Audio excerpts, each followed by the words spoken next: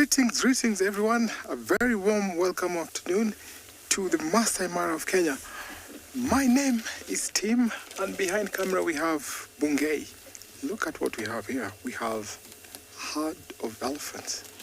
This is super magical. Look at that magnificent tusk. It's long before I saw an elephant female with that kind of long tusk. This is very, very beautiful. Got lots of young ones, so this is a big breeding herd. So, and welcome to your live safari from the African bush here.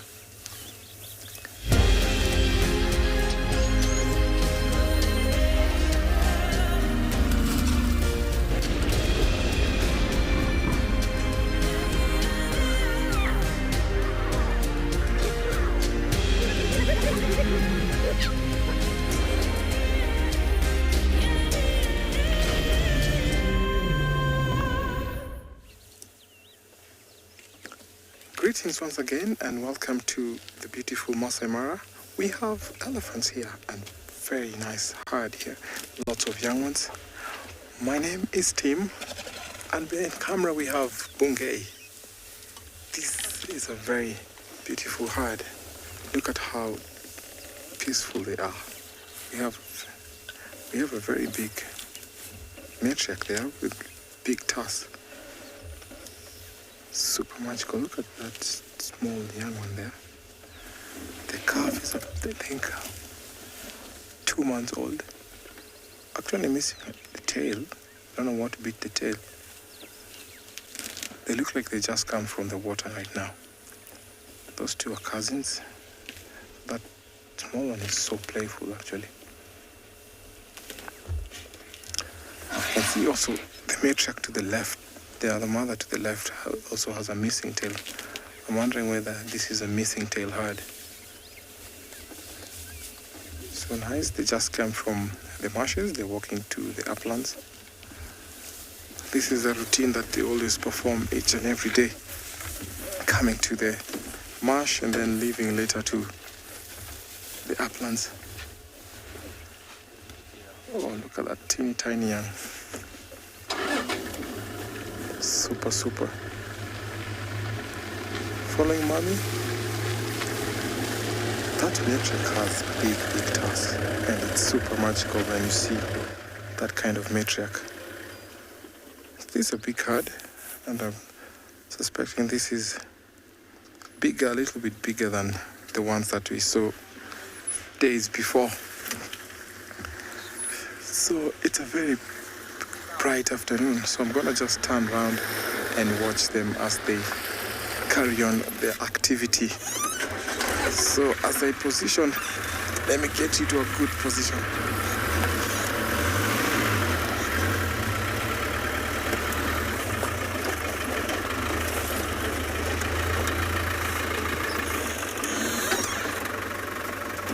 Are you okay there, Bungei?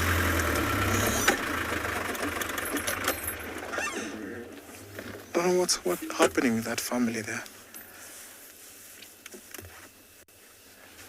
See, the young ones are trying to nurse.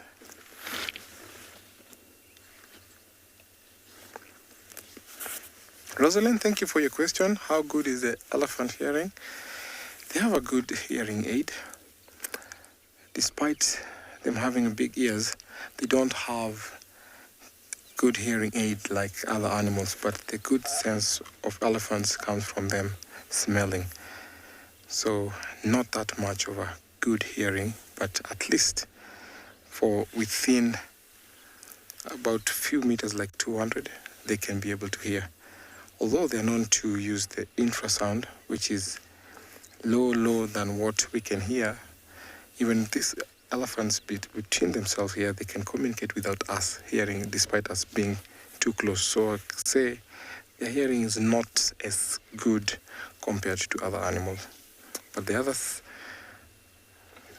is smelling, which is actually super nice. Going for a mad wallow.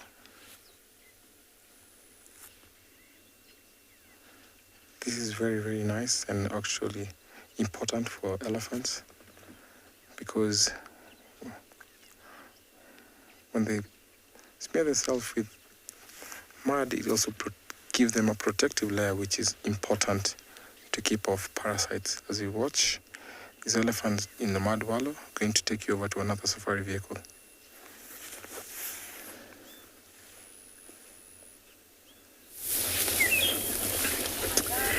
Good afternoon and welcome to the western fringes of the Great Limpopo Transfrontier Park. We are sitting here with a herd of elephants, much the same as Tim was doing in the Masai Mara, some 1,600 kilometers away. My name is James Hendry. Hello. On camera today is Paul. There we are. And here, this herd of elephants is grazing very peacefully towards the west. It was a very foul morning weather-wise, and it's cleared up into a glorious afternoon. Please talk to us. You can do that using the hashtag WildEarth on Twitter. Alternatively, you can send in any questions you might like to the email address kidsquestions@wildearth.tv. That's if you're a youngster, kidsquestions@wildearth.tv. If you're in your 19th year or below, you may use that email address.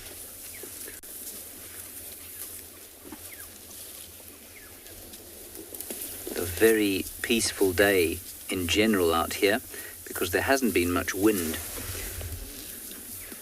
And the most notable thing that happened to me today was I stepped outside in preparation for this game drive and I heard my very first Diederik's cuckoo, which is back from its sojourn up into the northern parts of Africa, and it is now here to breed in the summer.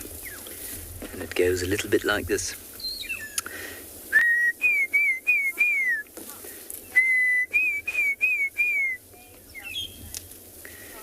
Tom, you say a day without elephants is like a day without the sun. Well, I take your meaning. Technically, you are, of course, incorrect, but yes, I take your meaning. Emotionally, one feels the same energetic, I suppose, kick that one gets from the sun from elephants. Unless you happen to be the tree that they're savaging, in which case it is quite the opposite. Let me go forward a bit so that we're not just looking at 15 bottoms walking through the woodland.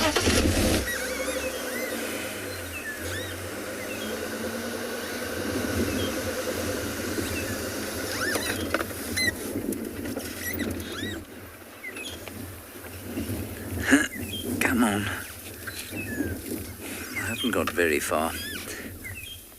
Possibly not far enough. Let me just move a little bit further forward. I'll tell you why I've been a little reticent is that that little one there that you can see has been not very happy to see us. And I don't want to freak him out. Well, his mother's getting a little upset, so I'll just turn off and I think everything will calm down. There we go. That's it. All is fine.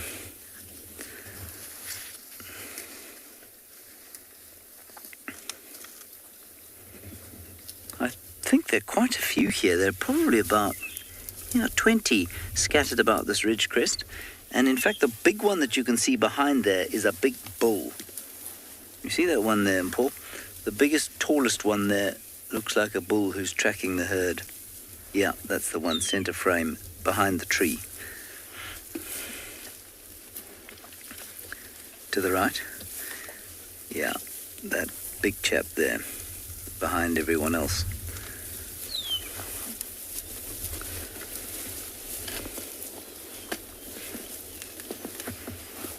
So he'll be hoping one of these cows is an estrus, so that he can further his genetic legacy.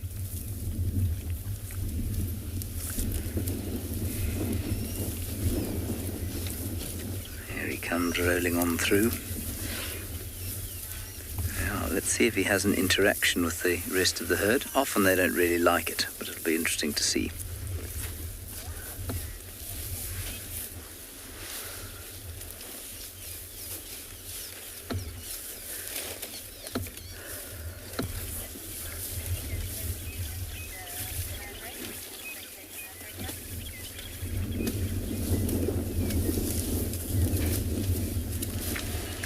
Oh dear. I think I'm talking nonsense. That isn't a bull. It's a cow. It's a big cow. An enormous cow. Yeah, no, it is definitely a cow. She is very clearly a lactating cow, no less. I shall have to clear that up. Well, I just have.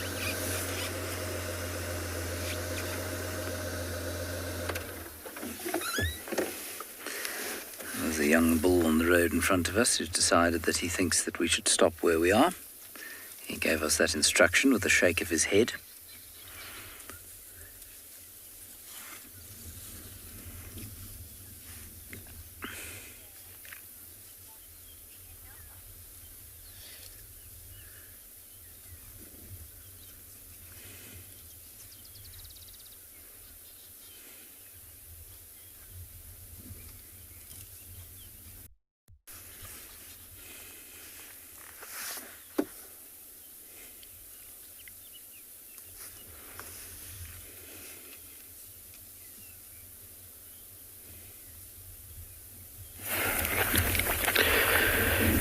Good afternoon. Welcome to the wonderful and diverse landscape which is Tswalu Kalahari, and what a perspective you guys have there on this beautiful camel thorn. Absolutely incredible. Big nest. My name is Kyle and behind camera is Glenn. Welcome. Today we are going to change our perspective on things. We're going to take our time, go really slowly through the African bush, and we are going to change the way that we look and see this wonderful landscape. We're going to be looking for all the smaller things this afternoon. We're also going to be looking for a Cape fox den, or going back to a Cape fox den that we've located, and just doing a little checkup to see if we have an inhabitant that we could possibly take a sneak peek at. A beautiful little animal and a very special little fox species found within this area. But amazing camel thorn, and what an incredible view Glenn is giving us of this magnificent tree, supporting this huge sociable weaver nest. And this nest could be holding in excess of 300 plus birds, easily over 300. And you can see the material up close and personal now, individual little piece of grass, which have been collected by one bird, brought back to this big nest, and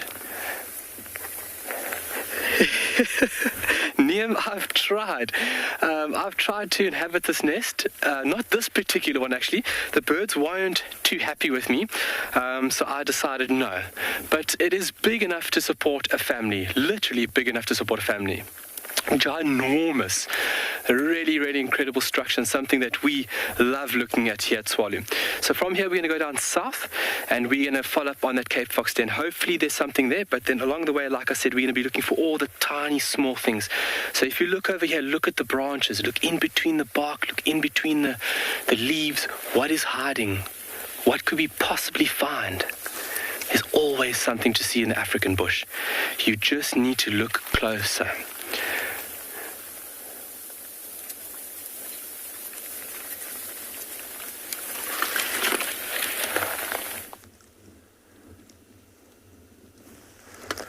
Our elephants have decided to go for a drink.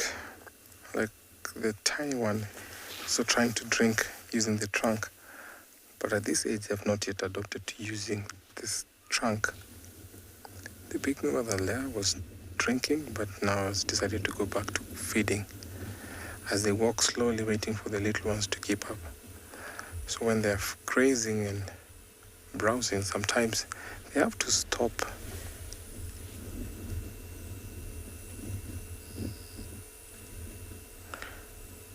Marley, thank you so much for your question.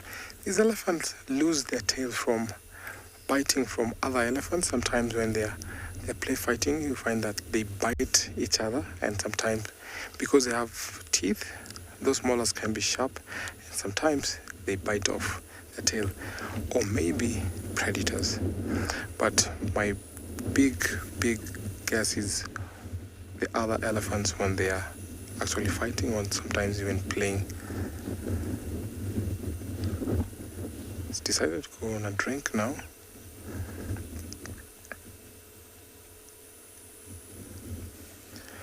At one goes, when an elephant is exhausted or maybe when he's thirsty, can drink up to 170 liters of water. Can you imagine that? So they'll use the trunk, fill up the trunk, and then blow the water into their mouth. Some water there on your body. It's another means of cooling off. She has very beautiful tusks. We hardly see elephant females with that kind of tusks. And to see this is so super special. Actually, this is one of the longest tusks I've seen the female here in Masai Mara. I hope also that the young one, the calf there, will adopt and get that kind of tusk, because I think that's a strong gene she has. It is a big family with lots of young ones, so the females are walking slowly while the young ones are being playful. See, that one is actually bending on his knees to bite off and get the grass. Super cute. Those two now are being playful, trunk wrestling. The young one is trying to engage them also. Like, what are you doing, guys? And they carry on with the activity again.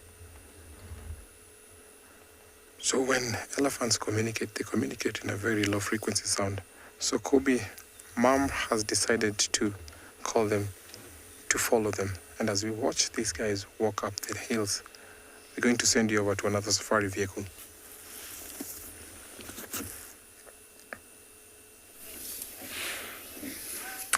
It is I again here, and just to make sure that everybody heard me the first time, that big animal over to the left there that Import will now show you, he's not actually a bull at all. I made a mistake. It's a big cow, and she's got to be at least 50, 52 years old, maybe even 60. No youngster anymore. And remember that elephants don't stop growing until just before they die. Shelley, elephants are absolutely terrified of ants. If an elephant sees an ant, it has to lie down for at least an hour before it's able to calm its heart rate and continue with its life. No, Shelley, it is not true that elephants are afraid of ants. I think the legend was that they're afraid of mice, and I don't know where it comes from. We've often discussed it on the show, though. And no, they're not afraid of mice. They are, however, afraid of things that you wouldn't expect them to be afraid of. So if a pack of wild dogs came running along here, the elephants would gather together, they'd surround the youngsters, and they would treat the wild dogs as though they were a genuine threat to the safety of the herd. But that is ridiculous, because there is no ways that a pack of wild dogs of even 20 or 30 strong could take down an elephant. They might try and take down a very little one that was on its own, isolated from the rest of the herd, but it would be so unusual as to be inexplicable. And so I don't really understand why it is that they do show such fear for animals like wild dogs, even leopards. If they see a leopard, they'll behave as though they're being threatened. So I don't think they're afraid of ants and mice, but they certainly do appear to be afraid of all other biggish predators. Even human beings, if they see us on foot, they get very afraid. And remember that an animal's fear response can often be aggressive. And so when animals attack human beings, or when elephants attack people, it's normally because they're afraid of them. I'm just going to sneak a little forward Make life a little bit easier for them, Paul, and improve your view.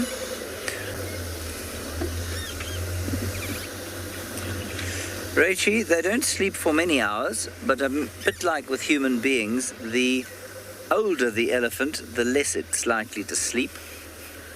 And so I think the adults sleep for about 3 or 4 hours a day, if that. And the youngsters probably a little bit more. How's that? Right. And Paul says this is all right. Here we shall stop. There's a little one. Now trying to take some leaves off the trees.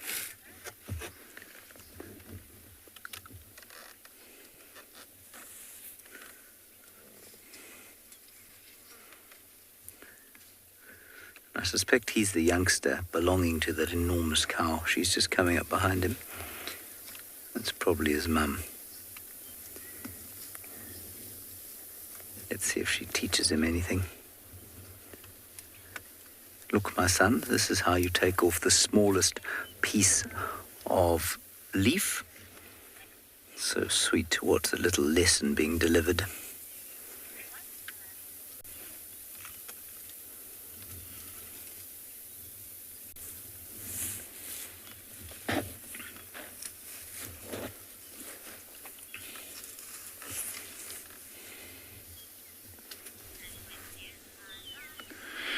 Good afternoon, everybody, and welcome to andBeyond in Ngala. My name is Eric, and behind camera is Owen, so he's back with us after abandoning us for Pridelands. We had a beautiful shot of a red-crested koran that's just gone behind this bush over here that we wait. It's popping out on the road there, Owen. So it's almost an unobstructed view. He's going to dash across the road quickly. See the very distinct black belly, and then look at how well it camouflages with the mottling and the patterning on its back. So if it weren't for that black, it would be such a difficult bird to find. And with all of that black there, makes it a male, so this would be his territory, and he's probably out and about looking for something to feed. But if there's any chance of a female, he might give us some sort of display, which we have been seeing more and more frequently. And they'll literally just jump into the air, they fly up, and then they just fold in their wings and plummet straight down to the ground. So it must be a very energy-consuming thing to try and attract a mate, but it must work if they keep doing it. I must say it's very good to be back behind the driver's seat. It feels like it's been such a short time since I was last here, but the reserve has completely changed. I mean, we've got rain, there's some clear signs of spring, the trees are flowering everywhere. It's absolutely beautiful. And so I can't wait to be with you for the next week, and hopefully we find some really exciting things.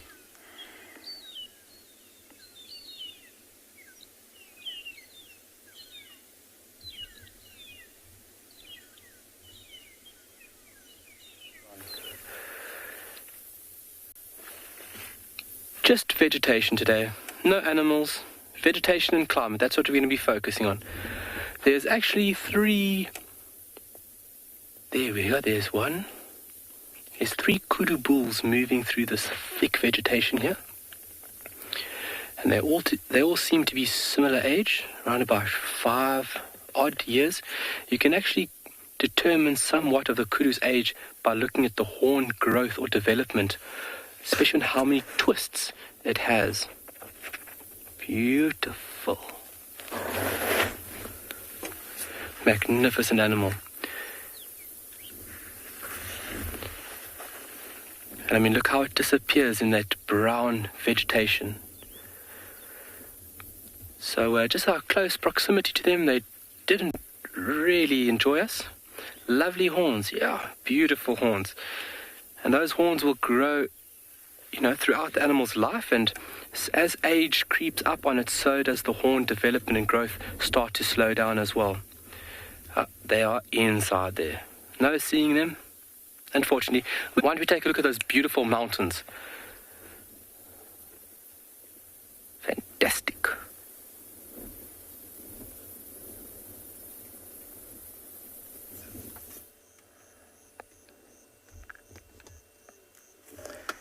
So here we have two lionesses. They look so tired. They look like they had just come from a hunt and then missed out, maybe a failed attempt, now resting in the open. The second lioness has a tracking collar mounted on her. Those tracking collars are so important for research. So simply because they want to record data of how the large predator population trends, predator mortality, predator dispersal, general ecology, wildlife and human-wildlife conflict, and also predator genetics, which is very, very important. And after that, these collars are always removed from them. So what helps them follow this by using the collar is a free application called the Cyber Tracker. So these two lionesses look like they want to go maybe for a rest. I'll sit here and wait to see what they're up to, and then in the meantime we'll take you over to another safari vehicle.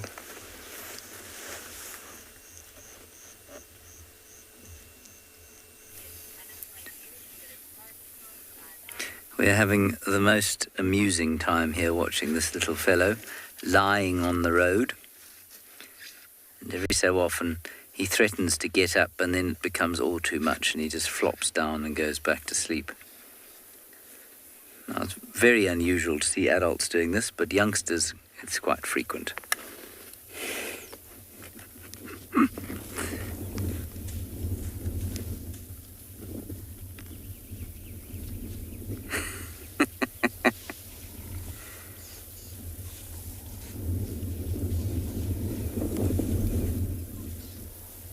He's done the face plant.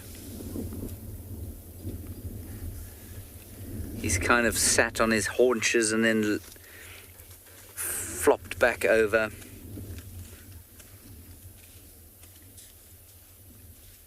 Here we go.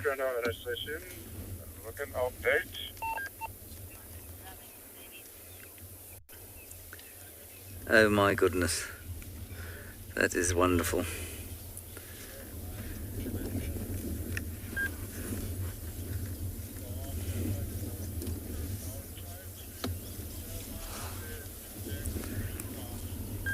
And I don't know which one his mum is. I think it's probably the cow, not too far in front and to the left of him. But she'll shout at him if he gets, or if he falls behind.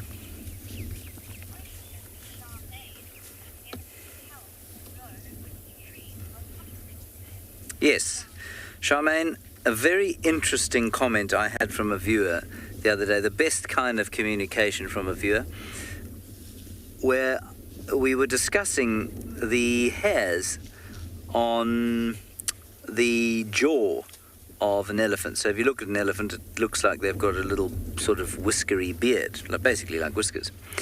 And I remember this from my own days as a horseman. You used to be encouraged to chop those off on a horse.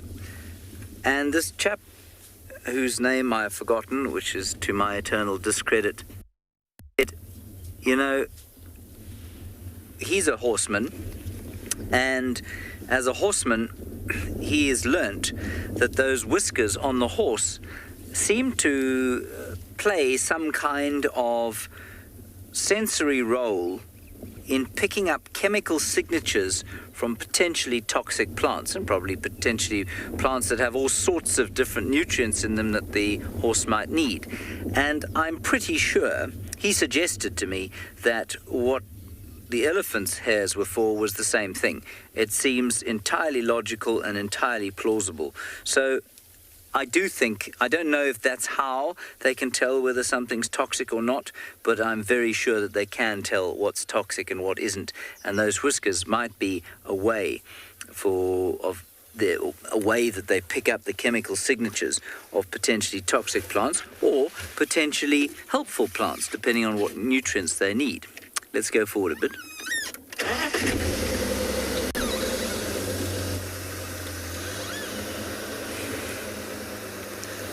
We'll stay with these chaps a little bit longer before we move on. See what else they do.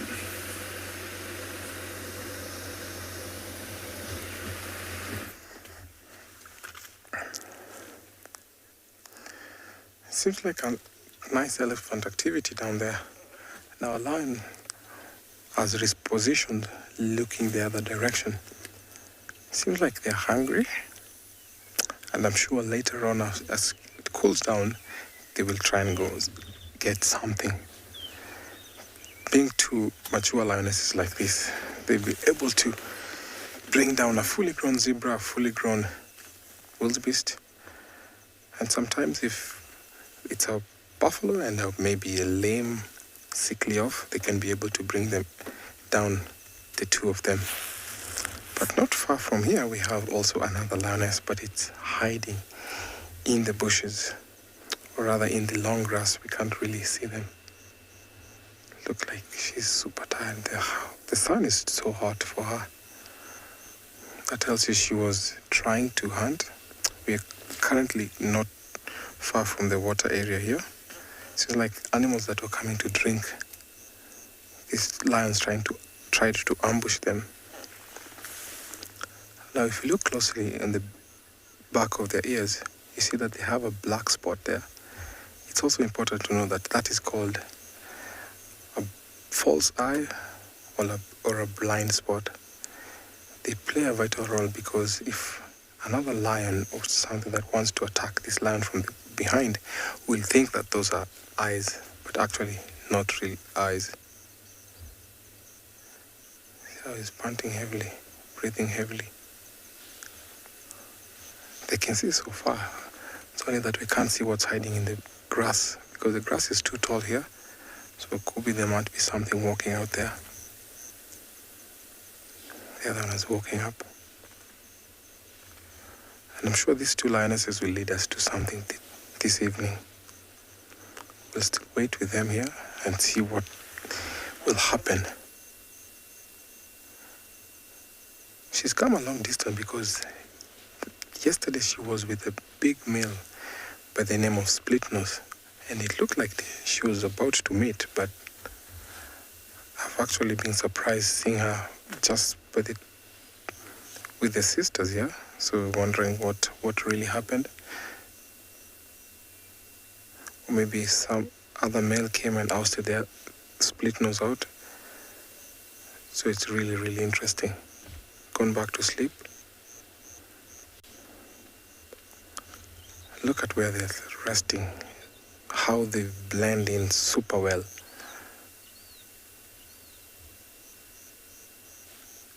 So later on, as it cools off, these lions will be mobile.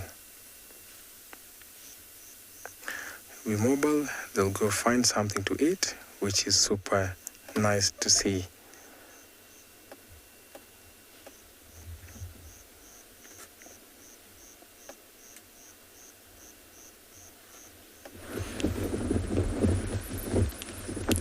We are here at Buffels Hook Dam, where there are three hippos, two really large ones and one slightly younger one. In fact, they were out of the water when we arrived.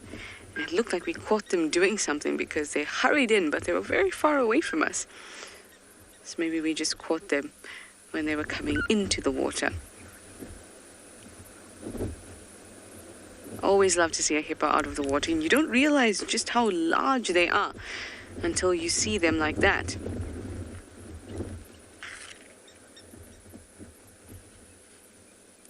I suspect we have a little family here. The youngster, obviously that's very difficult to tell like this, but the youngster's pretty small. I think we might have a big male, female, and their offspring.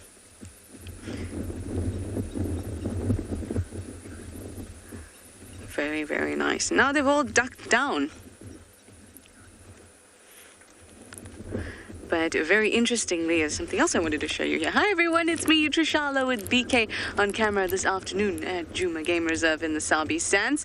And the other bill, we're here in the northeastern corner. That's where Buffelshoek Dam is. And I want to show you the red-billed buffalo weaver that is building a nest right here.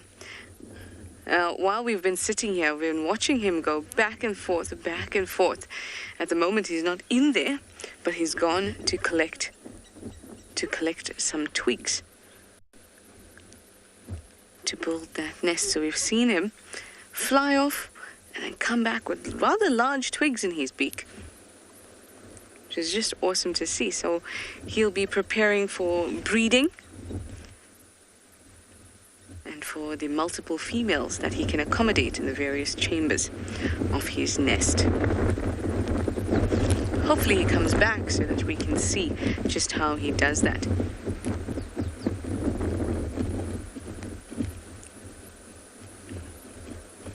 But in the meantime, we have our hippo. Perhaps they were out of the water. It's most likely they were out of the water because we had quite a lot of rain earlier. And with that much rain, their skin would have been quite moisturized even out of the water. So maybe they just spent some time. Well, there's a lovely family photo. Just gorgeous. I'm going to sit around here and see if that red-billed buffalo weaver comes back. If not, I'll move on.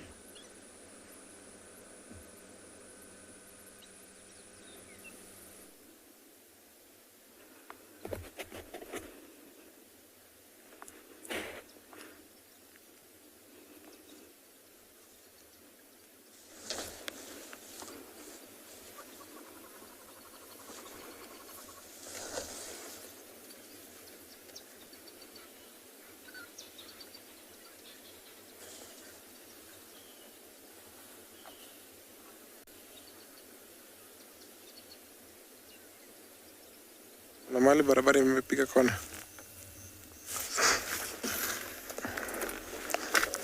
So these lions still look like they're tired, taking a big rest. So initially in the morning they were not around here. So that means that they tried to come after something and then missed out. Out of about 5 attempts, 1 or 2 might be successful. Or you're spooked by an aeroplane. I'm sorry. That tells you lions have very sharp ears. So that lioness is actually hiding in the grass, sleeping in the grass. You can't really see it. But these two are just up on the termite mound. I'm sure these are the core of the old.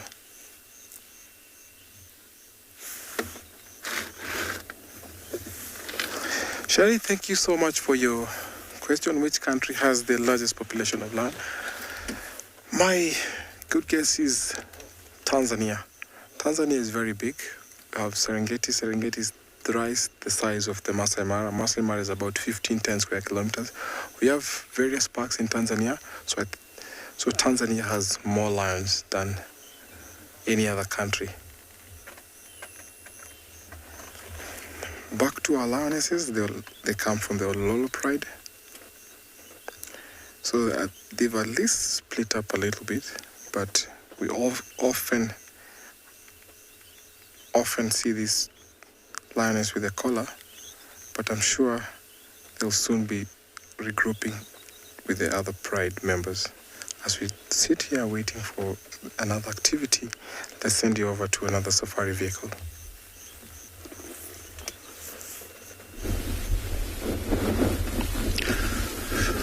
Good afternoon, everyone. This is Djuma from andBeyond Phinda Private Game Reserve. Right behind the camera, we have Craig, and here we are with the lovely sighting of a giraffe. As you can see, they're all busy moving around, trying to browse. As you can see, a lot of these kind of trees, we call it acacias. Oh, look at the tongue. Look at the tongue of that one. Just look at that. Oh, lovely. You see how much longer the tongue can come out. And most of the trees are a bit more dry. She's trying to get more fresher leaves from these acacias. it's amazing how they can able to use their tongue and lips without getting hurt, which is lovely. The way also moving, it's so lovely, just moving through to the green area, which is beautiful. Look, we have a beautiful afternoon now. It's been raining quite a bit earlier, but looks like we are start picking up a bit of wind, and all these animals start coming out now, trying to find some food for them. As you can see, quite a more giraffe right behind. As you can see, there's one on the right hand side, it's just a young male, and one on the left, it looks like one of a female. How can you tell? By looking on top of their horns, and then you can see this male has been, well, look, both of them are young males, because they are bald on top of their horns. Look at it's just chewing a cud nicely, and as you can see, a lot of giraffe around. We'll just hang around and see if there's anything move. We'll just say, or just we wait for everyone just to see what's happening.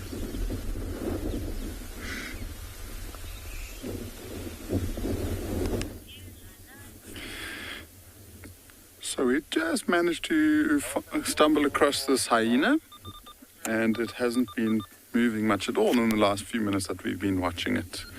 It's lying out in these nice flat bare area, and so it might have been lying somewhere close by when it started to rain, and now that the grass is damp, it's moved towards a nice open patch where it's not going to get worried by the wet grass.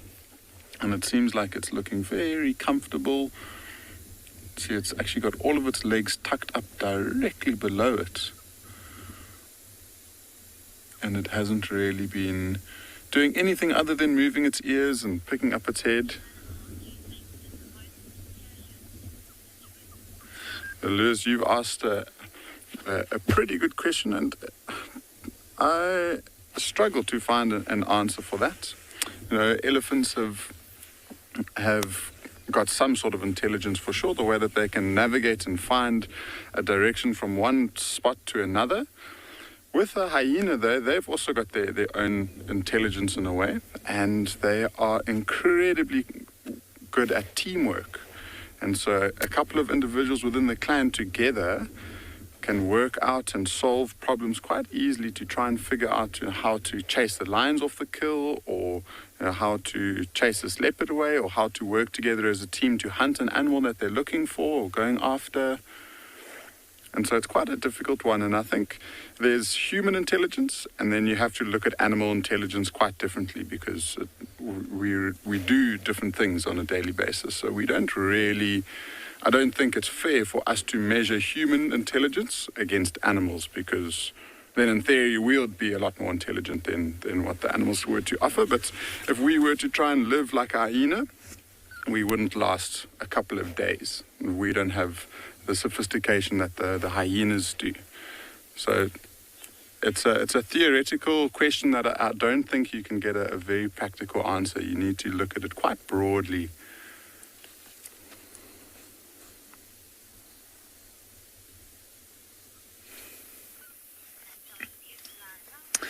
It's also a topic of discussion we have very often, the intelligence of animals. I find it absolutely fascinating because it is so difficult to define. And I always just say that animals are as intelligent as they have to be out here. And they have different kinds of intelligence. And it's not, in fact, entirely impossible to ascribe a human IQ to animals, some animals, but it's very difficult to say whether it's a greater or lesser intelligence for what it's designed, if you know what I mean. Now, this youngster is taking advantage of a tree pushed over by a much bigger cow, who's now behind us and suckling her latest offspring. And he's taking advantage of the carrots that have been provided. By carrots, I mean the roots of the Combretum apiculatum that he's eating, the red bush willow. And the roots seem to be a particularly firm favourite amongst the elephants.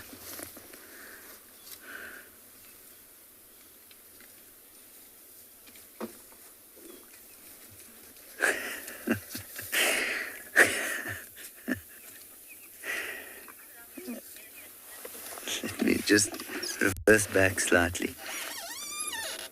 Tay, elephants potentially live for about 65 years. And if you swing to the left then, Paul, you'll get the one that's suckling there. I'm just going to be quite quiet because I absent-mindedly started singing a song while we were off air. And that particular cow who's suckling her baby took offence, lifted her head and shook it at me, so I shut up and apologised. I'm just going to keep my voice nice and soft when I speak about or to her.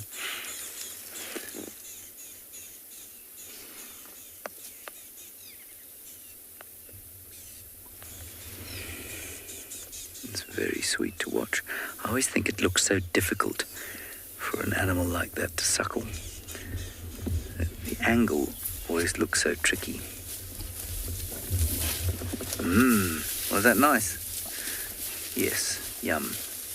And we'll try again from the other side now. I don't know if you heard the little squeaking sound. I think that was the little one latching on.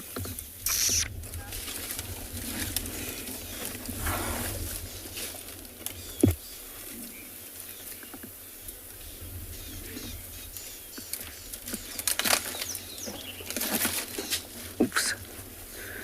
Mum just hit baby on the backside with a big stick.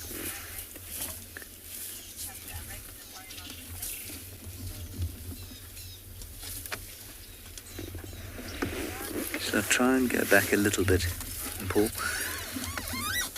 Jon Snow, do elephants yawn? They must do. I don't know for sure. I mean, I feel like I've seen a lot of different kinds of animals yawn, including birds, but I'm not sure that I've ever seen an elephant yawn. But I possibly have.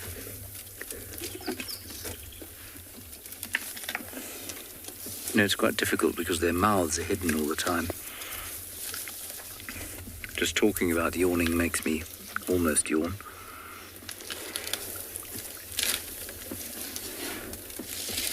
So you saw her lift her head there, and she's obviously not that keen to have us any closer, but she's relaxed again. If you ever happen to find yourself driving in the Kruger Park, or say Addo, or any of our other national parks where elephants exist, just be aware of that particular indication from an elephant. When it lifts its head like that, it's saying, "Thank you, that's close enough." And you do well to heed that warning.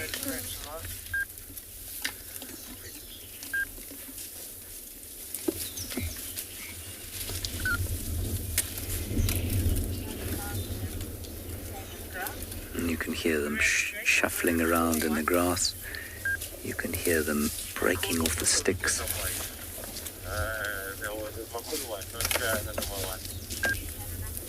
Thank you.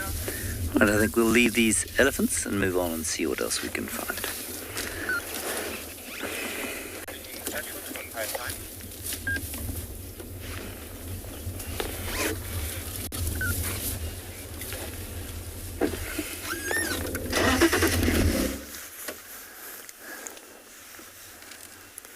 From the elephant family to a family of bachelors here, we have about 4 elephant bulls, and it seems like the one in frame right now is the oldest bull. Now, elephant bull from the age of 11 to 17, they leave or disperse off from their elephant families, dispersing away from the matriarchs and the females. So then they join the big bulls. So these big bulls help them in the transition to become mature old bulls. Now, what happens to these young bulls is truly unknown, but this older bull really help them or aid them into getting more life experience. So some of these younger bulls sometimes they come back to join their families, but then they're moved or pushed off by the matriarchs. Oh, that one is going for a drink. Very interesting. I think it's that time of the day when elephants need to drink.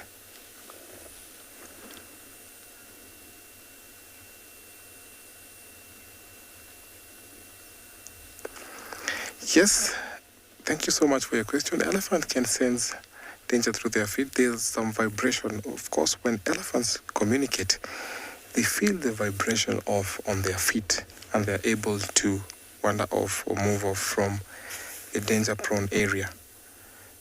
That is another way that elephant can communicate also. So it's important to note that they can also get or sense from their feet. That's a young bull there also drinking. Seems like they have to drink before they go up to the mountain. Back to old bull here. He seems like he's so much determined in drinking and also cooling off, splashing water on his body. So those young bulls, or rather small bulls that accompany this big bull, we call them askaris, which they'll always follow the big bull. So whenever you see a big bull, we look at within the perimeters and see the younger bulls. As we wait and watch these elephants drinking, we're going to send you over to another safari vehicle.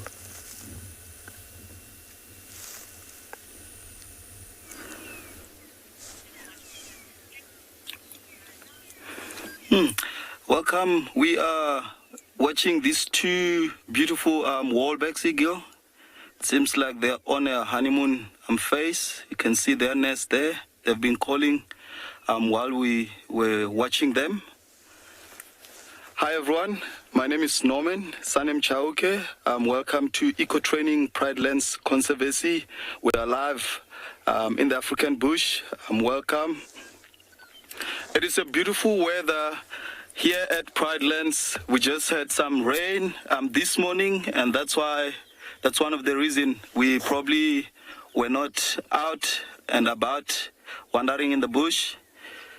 If you remember the other day, I think it's the day after yesterday, we were with this animal, and I just happened to mention how in my culture, which is Tsonga or Shangaan, from far north of the country, just outside Punda Maria Gate, that when we normally start seeing these beautiful birds coming back, since they are our summer migrant, coming this side to breed. If you look just underneath the bird that said it's zooming now, this is like a nice nest.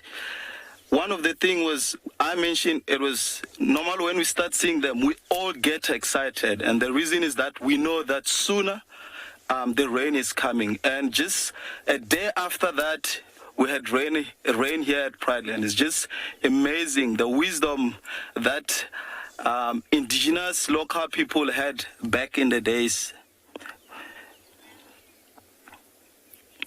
It is really, really beautiful.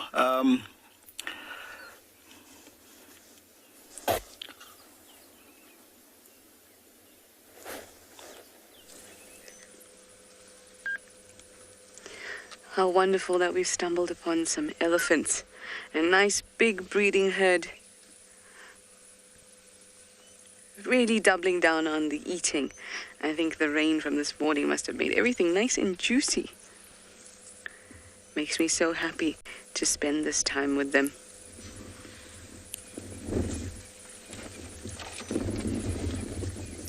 Ian, that's a very interesting question. You'd like to know if elephants ever get hiccups.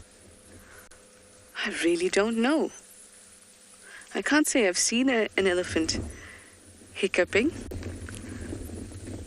And can't say I've read about it either.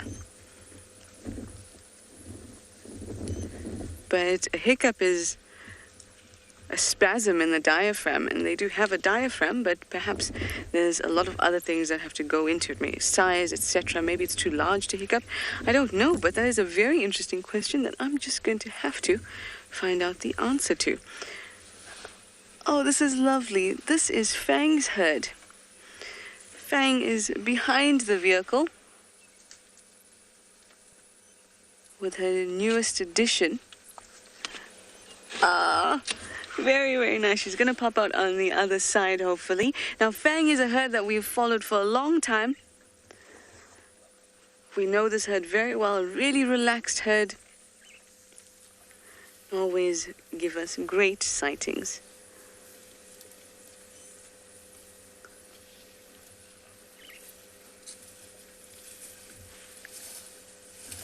Just want to show her to you quickly. There she is, moving off behind us. Just mind our aerial there. You can see she's got a little one with her, having a little bit of a drink. Just awesome. Really, really nice. I love a good elephant sighting. Absolutely love it. Look at this. Sometimes they can be so comfortable with you.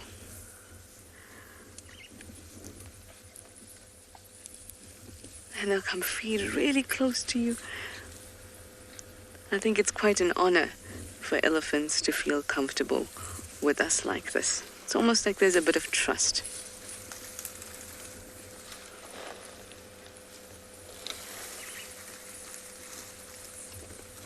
Listen to the sounds.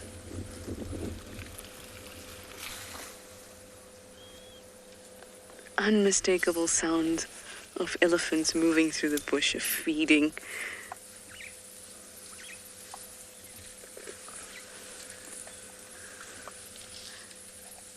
Comes another big female, very nice. And there's that little one. Oh, this has just been a really, really awesome sighting. I'm gonna sit with these ellies and just enjoy it.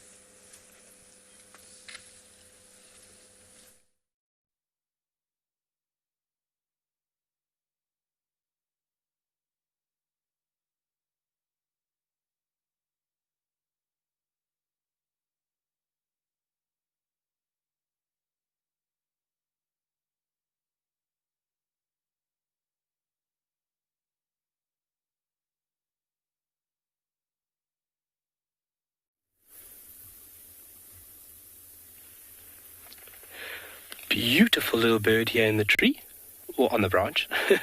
This is a common fiscal, previously known as a fiscal shrike, and one way in how we can identify it is by looking at that very developed bill and looking at the end of it. If you look very carefully, you're going to see a hook at the end of that beak, and that beak is used for capturing prey.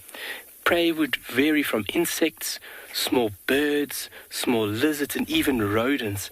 I've physically witnessed this bird go down from a perch position just like it is at now, flying down, boom, grabbing something, and then just emitting this sharp squealing sound. So I thought, what was it? Readjust the vehicle. This bird had caught a little shrew. Very, very aggressive bird and very hungry for a wide range of food items. They've got a common name here in South Africa called Jackie Hangman, or the butcher bird. It's because they've got this behavior of capturing items, killing it, and then impaling the item on a branch or a tree. It's the foot structure that doesn't allow it and then to hold onto the bird while it feeds, and also this is a sign to warn of other individuals within the area. In other parts of South Africa, if you look very closely, just above its eye, you're going to see a white stripe. In other parts of South Africa, the bird does not possess that white stripe. This is a subspecies called the subcoronatus, and which has that white lining. It almost looks like it's got white eyeliner running at the top of its eye. So we've got another bird in the area called a fiscal flycatcher. Oh, birds and their names. That looks and resembles this bird quite closely. But what we'll be looking at is the difference between beak shape, body build. So the beak shape of the fiscal flycatcher would be a lot thinner, a lot more petite, let's say it that. The build of the flycatcher would be smaller than this robust, very large, chunky individual. And then as well as the tail of the fiscal flycatcher would not be as long and as thick as this beautiful common fiscal. And then if you can look where the bird's shoulder would be, that white line that you can see in view would not be so high up on the bird. The fiscal flycatcher also possesses that white little wing bar, and it's very tricky sometimes, especially when you start birding, to actually separate these two species. But looking at Bill, he was like, okay, you're done. Wow, how incredible. He's just gone down. Let's see if, Glenn, if you can find it. Just go down to the ground. He's gone to catch something. So he was sitting on a perch position, looking for insects, looking for any movement, and he just dropped onto the ground there. Let's just see if we can pick him up. Because if he has got something, he'll kill it. So what he'll do is use that sharp end of the beak, and he'll actually impale his prey item before taking it up and eating it.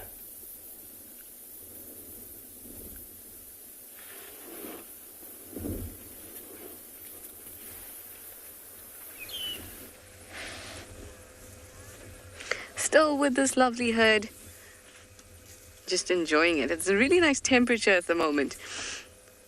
When we started drive, it was about 27 degrees Celsius, 81 degrees Fahrenheit.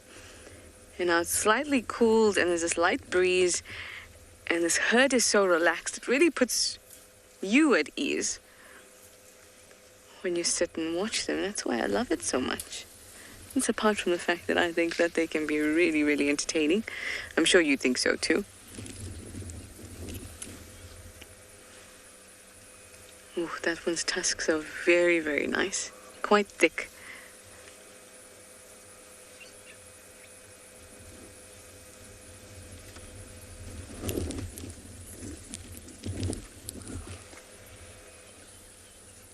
I don't know if you can hear, there's these slight... It's all of them farting. Kat, you'd like to know, how do elephants sense danger? Through their feet.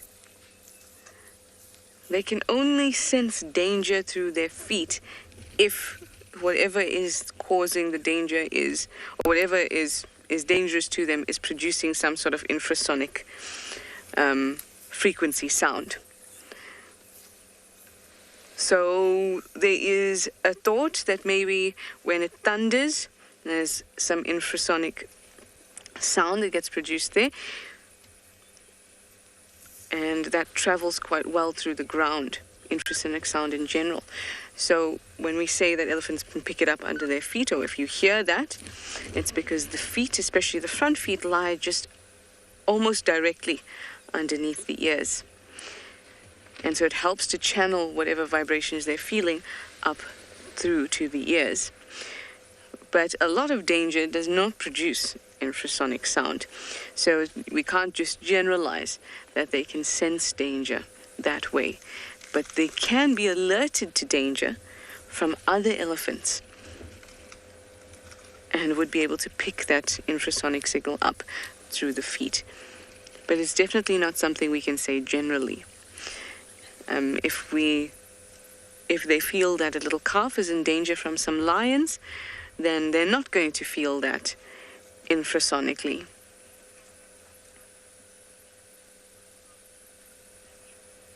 Lynette, you'd like to know how many bones are in an elephant's body? I do not know, Lynette. But I'm sure that there is somebody out there who will let you know. Or I could just find out for you. But no, I don't know offhand. Definitely not. The general body plan of a mammal is the same, or pretty much the same. So you'll find elbows, knees, ribs, etc. And as something that you'll find in all mammals. In fact, things like limbs you share across the animal, the whole spectrum.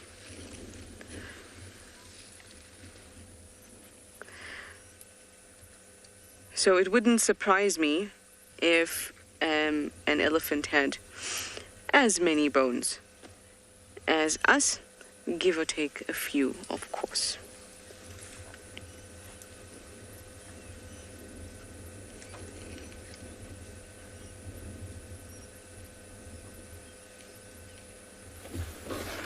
This one. Look what we have here. Look what we have here. Such a beautiful, gentle animal.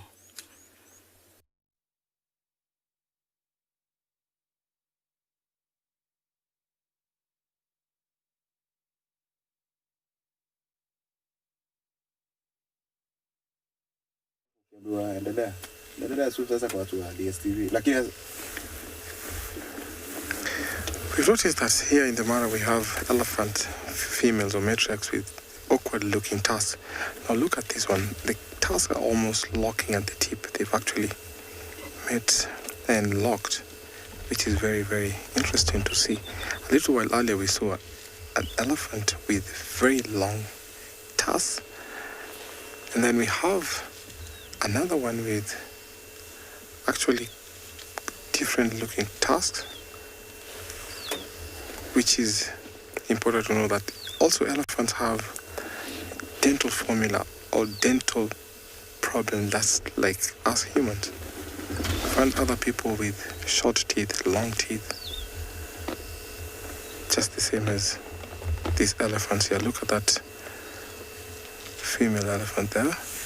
Look at the tusk. The one to the right is actually carved and very white on the inner side.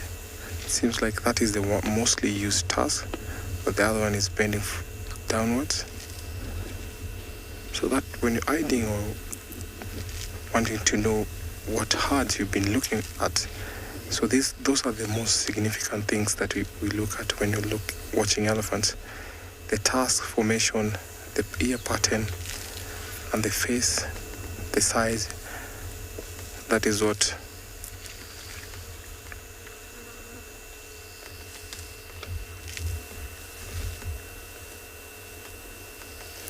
Ellie, thank you for your question. Female elephants will come to first mating when they're about 8 or 9 years old. That is the first time they'll come into mating.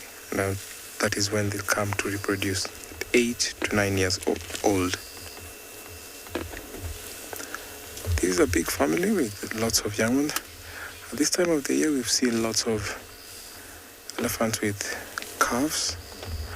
See that matriarch there also looks like the one we saw a little bit earlier. Look at the tusk. So it means that this is the same gene pool. So my guess is she is the daughter of this female here, because the tusks are locked just like this other one that we're going to see just about now. Look at her tusks there. They also lock on the tip. So these are closely related. And because of the gene pool, most elephants have the same gene pool. And of course, like if we have albino in one family, we find that in the generation, they'll also have an albino. These elephants have also personalities like us humans. You find that there's some people who are angry, excited, very friendly, just like elephants. They're one of the most intelligent animals, including chimpanzees and dolphins. You see elephants using their trunks to aid them to perform some tasks. Like what you see now, pulling off the grass and putting them in the mouth, and sometimes dusting off the grass and using the tusk sometimes to dig.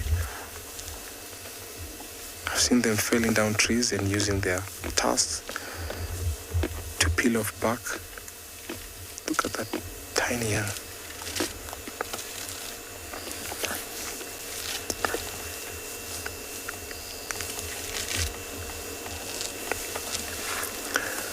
They say yes, that can happen, but not very small trunk. But yes, it can happen, but it's not commonly seen. But yes, it can happen.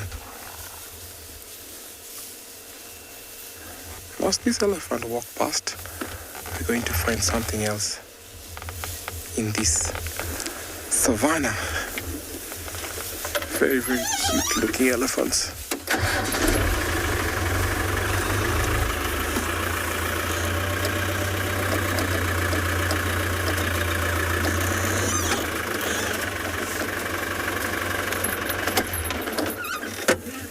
They're slowly walking to join the rest of the families. And remember, when they mix with the families, they also follow their matriarchs. So even though they're this big, they still follow the matriarch's command.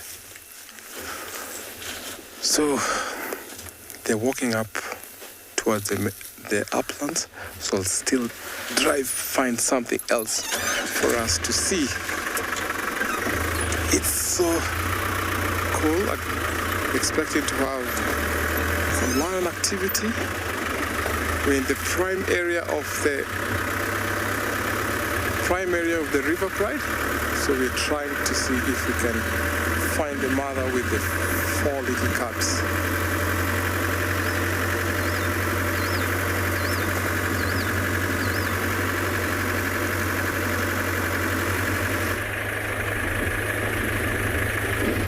We are still meandering through the vast and wild landscape of Tswalu Kalahari.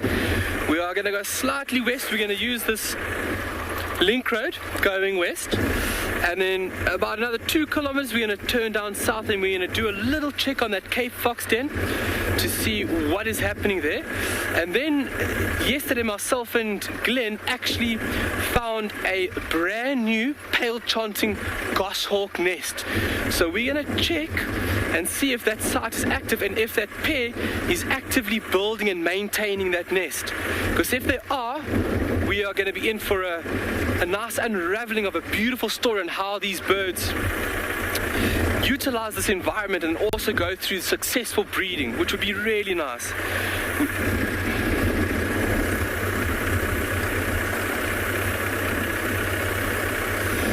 Oh, a sense of what? Could you just go with the question again, please, FC?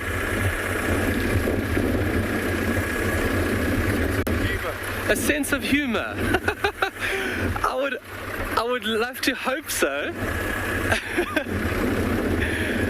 because it would make my sense of humor a lot more funnier. It's a very tricky thing. We spoke about the other day if lions, have a sense of remorse or if they feel sad. I'm sure they do have some primitive thoughts and emotions, but sense of humor, it'll be very tricky to gauge and really understand if an animal does have a sense of humor.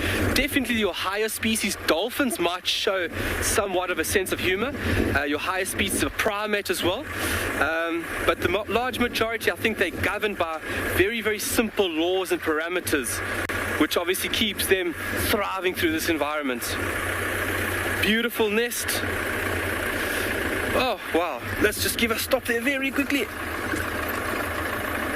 Within a beautiful shepherd's tree, we can see the white-washed bark of this magnificent and life-giving species of tree. And the shapes that we find these nests in here at Tswalu are tremendously diverse. We see so many different shapes while meandering through Tswalu. We've seen shapes that look like the map of Africa. There's a shape of a nest that looks like a bear. It's just always sometimes nice to just stop and appreciate the shape and how they've taken form inside these beautiful, magnificent organisms. Really incredible. Magnificent. You can see the dominating vegetation of the three-thorn on the right-hand side of the picture, creating a really nice habitat. So all your smaller species of hares, lizards, geckos, rodents will all seek refuge in this tangled mess of vegetation. And that's what we're going that's what we are busy doing, is we're driving very slowly and we're trying to pick up on any movement where we can stop and wait, and hopefully we can see something unique, something different, which Tswalu has a lot of. Amazing. All right, shall we carry on, Glenn?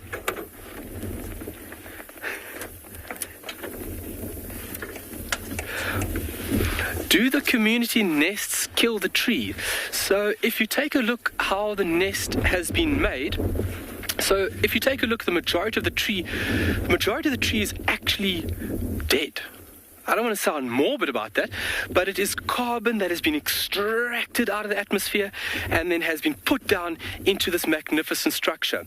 So where the nest has been physically built is within the largest sections of this tree, and the larger branches of this tree obviously able to support the immense weight. The parts that are alive and thriving is these beautiful green appendages right over here. And you can see how this how this tree is actually in flower right now. Look at that. Hello, sorry, we didn't know you were home. They might have been just sitting and resting, but the tree is actually in flower now, which obviously gives us a bit of advantage when it comes to identifying trees. So they don't create the nest where they are covering or basically detrimentally affecting the leaves. The leaves are the part of the tree that obviously is responsible for photosynthesis, and if they're not covered, the tree is fine. So no, they don't kill the trees. Branches will break when we do have a lot of rain in a short period of time. Then these nests would swell up, they would absorb a lot of water and become much heavier. And that's when we would find branches and limbs then breaking off from their immense weight through the rainy period. But just like that, they are living harmoniously, something that we could take from nature. Living harmoniously, living together is a very important way on how this planet functions and thrives. So no, it doesn't hurt the tree. There is some beneficial aspects. So all the Glenn, can you see at the bottom of the tree here at the patch, just underneath the tree itself? If we get it in close and personal over here, let me just walk around here very quickly. Oh, look over here. Somebody was digging. Nice short claws. That would have been a porcupine coming in here and scratching for any roots and bulbs. Obviously the largest rodent that we have in Southern Africa. But getting back to my point, you can see there's a lot of poop, a lot of droppings that have been dropped by these beautiful birds. So if you think about this, this is nutrients, very important elements that can later be used by this big, beautiful tree. And so when these birds drop all the droppings land over here, and once we have rain, all that stuff seeps down into the soil and eventually allows the tree to absorb it. And it has a beneficial aspect to the tree. We have found that here in Tswalu, through the years of documenting these very complex social systems of these trees with the birds, with multiple other organisms, that the tree possessing nests actually has a higher leaf count because of this stuff. This is the foundation of everything. You need this in order for all of this to thrive. So really amazing. Working in harmony and helping each other out. And this is how it all works. Beautiful. But when we do see some unique shaped nests, myself and Glenn will definitely set it up for you. I will show you, maybe it'll be around about Valentine's Day. Then I'll show you a Valentine's Day one. Ooh, yeah. If we go through that very scary thought of a wild and rogue bushfire, we are in a very high fire area, and from big lightning storms or somebody unfortunately throwing a cigarette out, we obviously don't, that's a big no-no when we're out here. We do have wildfires coming through here, and if you look at the vegetation is green. Although it's green, it's still got a lot of fuel in it that actually is flammable. And this nest, unfortunately, if it had to catch light, it would go up very quickly. It's very flammable, it's dry material, so the rate at which that would burn would be tremendously fast. But let's hope that doesn't happen. Tswalu's also got plans and policies and procedures in place in case of the likely effect of a fire. We've got a team that's especially dedicated, that knows what they're doing, the equipment that can deal with that unlikely and unwanted activity.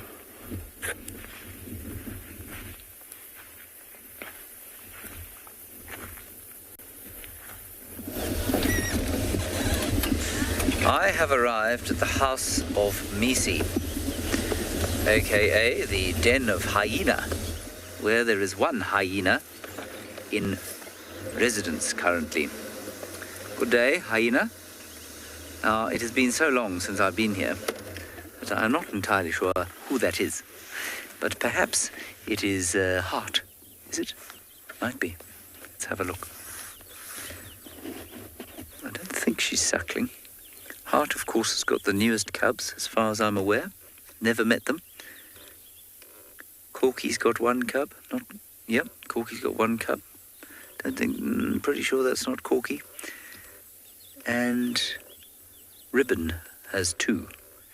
And they're obviously all still inside, doing their afternoon sleep.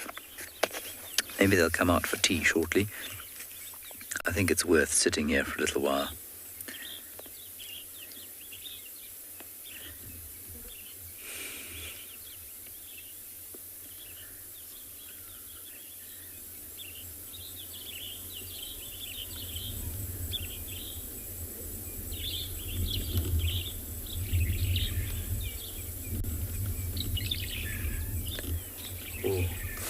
You can hear here.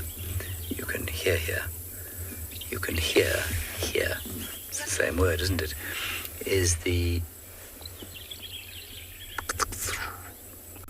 call of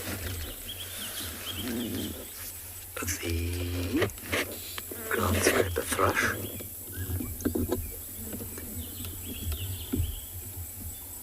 Which I can't see.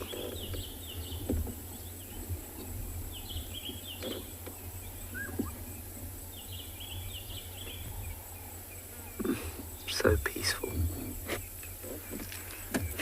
Can anyone confirm that this is in fact Heart the hyena? Many of you who are regular viewers will know that I have I suppose, unreasonable dislike of putting two H's in the word hyena. It's not a hyena, it's a hyena. Well, the other day, I heard a South African called it an hyena. So, the right number of H's, just in completely the wrong place. An hyena.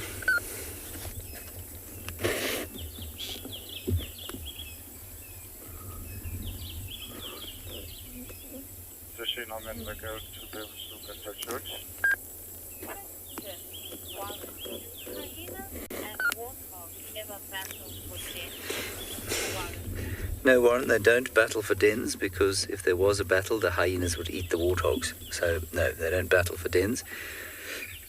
I think a big hyena female would have absolutely no trouble evicting a group of warthogs. I don't think the warthogs would want to hang around and find out who would win. If warthogs came here, however, and there were no adults, and for some inexplicable reason the place didn't stink of hyena, and a warthog boar stuck his head down into a hole like that and found some baby hyenas, I suspect he'd probably do some damage to them, if he could get at them. But I don't think a warthog would come around here and think this looks like a good place to live, because it's relatively smelly even to us. Thank you very much, Michael Fleetwood. You say this is Heart. So there is a little baby here of hers. Two babies, I think. And so, yeah, although it's relatively smelly to us, it must be extremely smelly to something like a warthog, which has a sensitive nose. I just think that they would try and find somewhere else to live. There are plenty of termite mounds with holes in them that don't have the same kind of terrifying squatters already.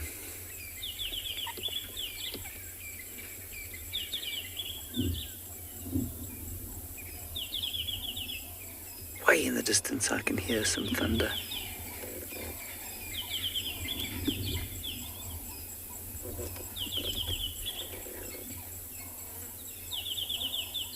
Hi.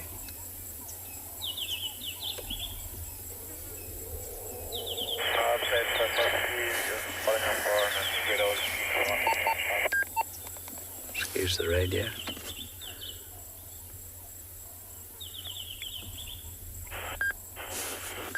Ruining the ambience of our sighting. There we go, I've shut it up. Right, well, we're not going anywhere. And Paul and I will wait and see if the babies come out.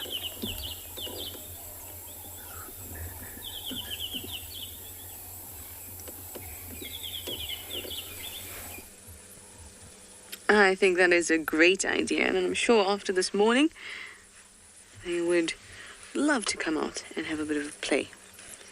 We're also waiting for somebody to come out, yeah? There's a lizard. I promise there is a lizard in there. It's popped its head out every now and then. So I haven't gotten a great look, but it may be a rough-plated lizard. It's quite cute. It pops out just there in the bottom left corner. So now we're on lizard watch. Also, the question about how many bones are in an elephant's body really got me thinking. So then I was like, no, I have to know. So I checked. About 350 bones. When humans are sitting at 206, those are a lot more bones than us.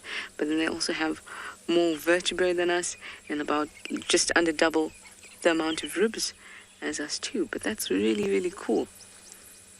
Can't say I've ever looked at the number of bones of an elephant before. That's why I love some of your questions. Well, all of your questions really, but some of them really kind of get me curious about something that I haven't thought about before. And it's not just that you want to know so that we can tell you, but it spikes a curiosity. I really, really like that. Hello. There it comes.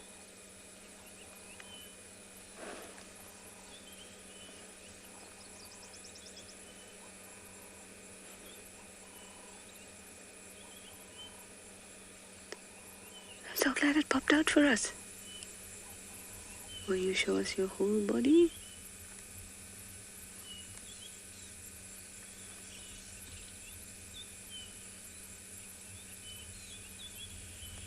Hidey hole like this is great for a lizard, and if you look at the actual log, it's one that's been pushed over by an elephant.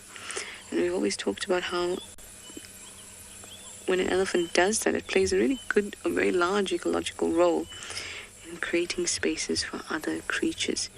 And here's a really good example of that.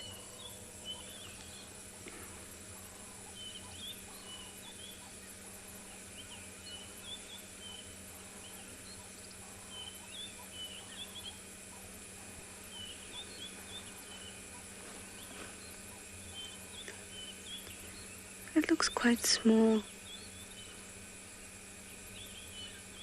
And just showing us its lovely lips and that eye.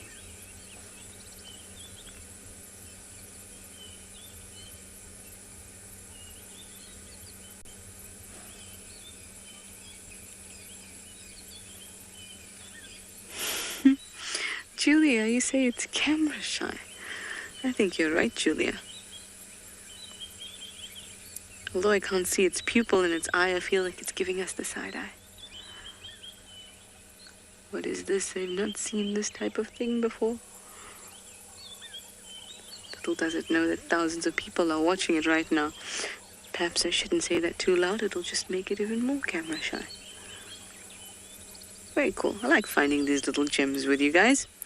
I'm going to move on to find more.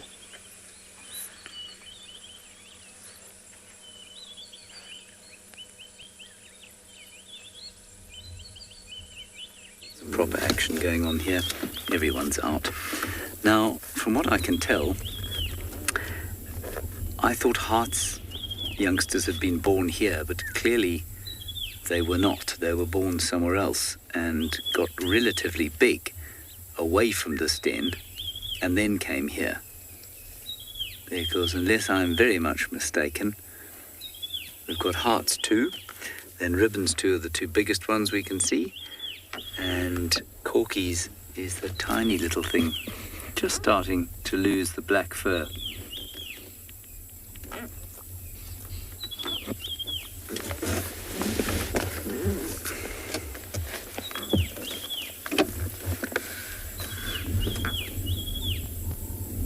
Cool.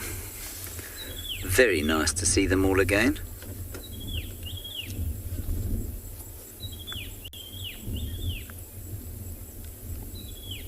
A whole heap of them.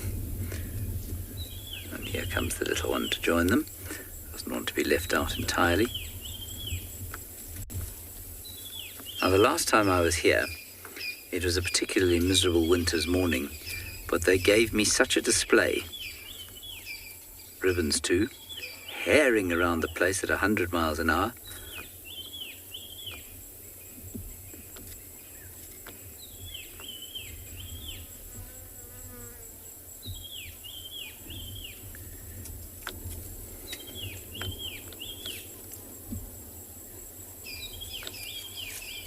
And now it's playtime.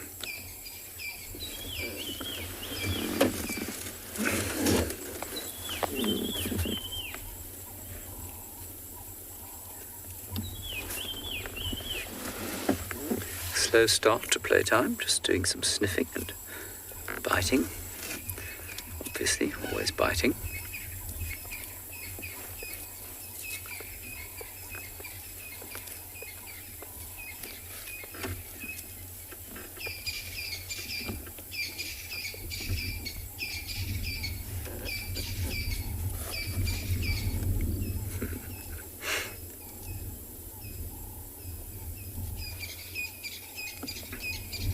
Slowly, ribbons 2 are going to start exploring more and more away from the den. How old are they now? They must be 4 months? June, July, August, September. 4 or 5 months? I've forgotten exactly when they were born. I'd love to know where hearts were born, because it weren't here.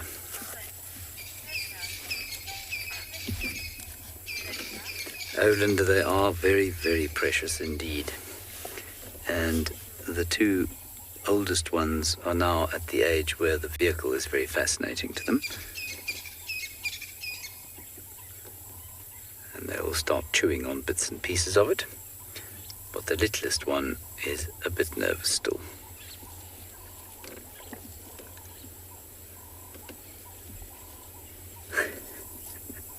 Wants to join them. Oh, here we go. No, not quite. So you would have heard a noise on the vehicle there. That was one of them trying to remove a piece of it.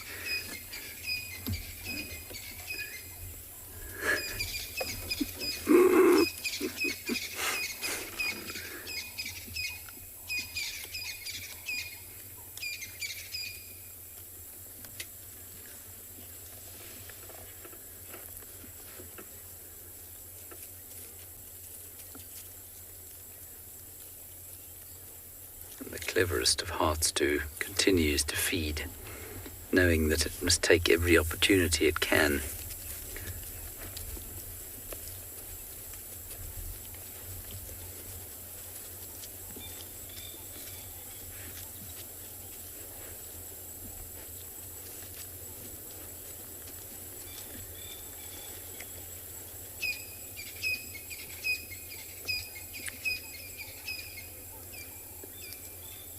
Just great fun. Now, I don't know if anyone's managed to confirm this or not, but it looks to me like ribbons 2 are both boys, if I'm not mistaken.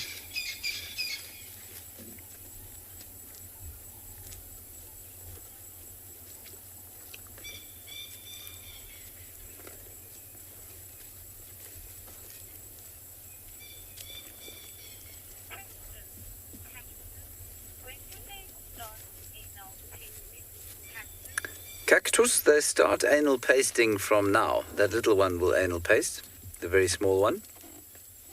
As soon as there is a protruding piece of grass or something, it'll start anal pasting on it. So pretty much as they come out of the den.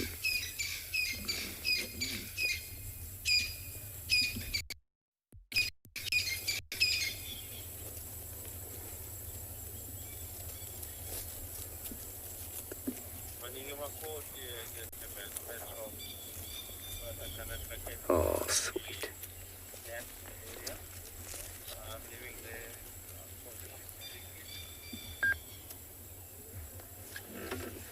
I think what's so nice about this as well is the glorious fanfare of birds all around us. Coqui franklins and crested franklins. Cape turtley doves.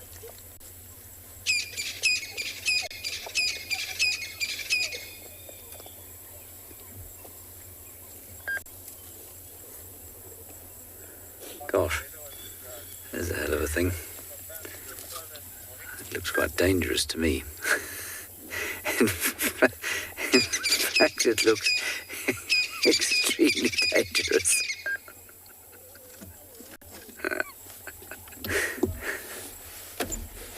World's most powerful mammal jaws.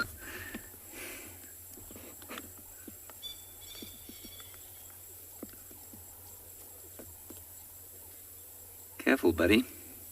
You can do yourself a serious injury.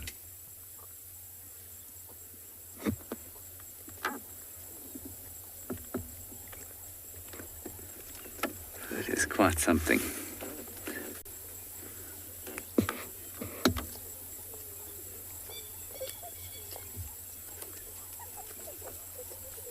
If you listen very carefully, you can hear the two that are suckling, squabbling slightly.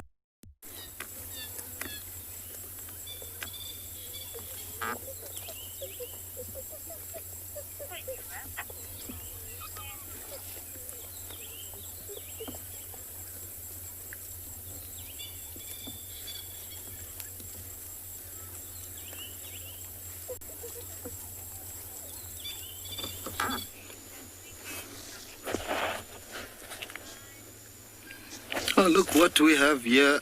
We are sitting with these buffaloes. This seems a little bit skittish. I just saw, not far from here, a lion track where I think maybe there was a little bit of interaction between these animals and the lion. However, I'm not really sure because I was not here. But you can see the mood of the whole herd. It's very skittish and like very curious to see what's around. You can see the one that was just right there still horning in that bush. It's a young bull. Everyone is just like, standing and looking at us, watching their back as the herd moves slowly. I think they'll go to Ndlovu Dam in that direction more or less to have a drink. Look at that young bull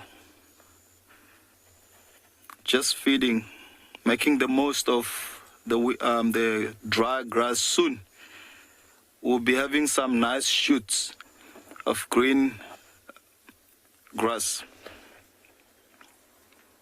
It's very chilled, so since in the morning we're not out, it's a very beautiful weather for animals as well, but this is not the weather that you probably expect animals to be more about so much, just because it's not hot, it's just very chilled. So animals tend to like mostly to chill, sit down, especially with buffaloes. Like chewing a cud would be like mostly their thing, which is very good. We saw some tracks of leopards, elephant tracks, like everything it's new, but yeah, it's a little bit quiet at the moment. You can see the last guy just following at the back. Oh, actually that's a cow buffalo. Very curious, coming to investigate. So we're losing the sight. I'm going to just slowly move forward and see if we can try and get a better visual of these animals. So the herd is slowly moving through the block.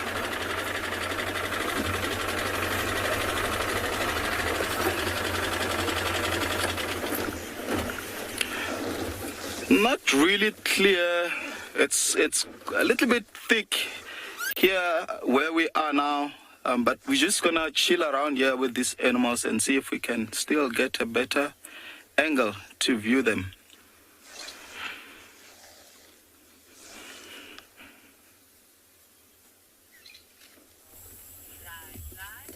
We've got a very good angle of our animals. 2 of them are coming down towards the car. In fact, 3 of them are now almost under the car. The little one has become brave and decided that it would like to be quite close to us.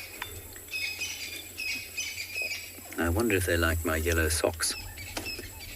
Do you like my yellow socks?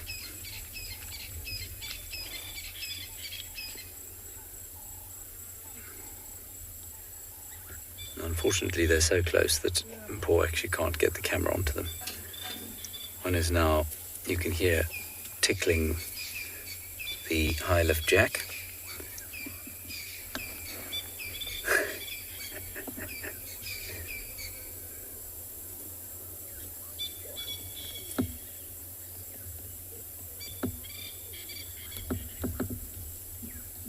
While hearts too continue to suckle.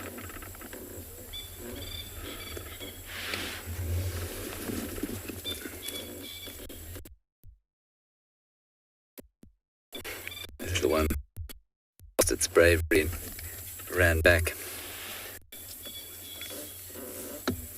There we are.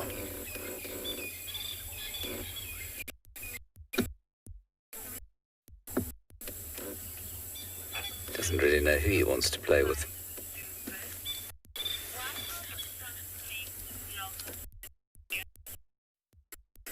Well, Mr. Silent, do good. The front leg seems to be a function of 2. The first is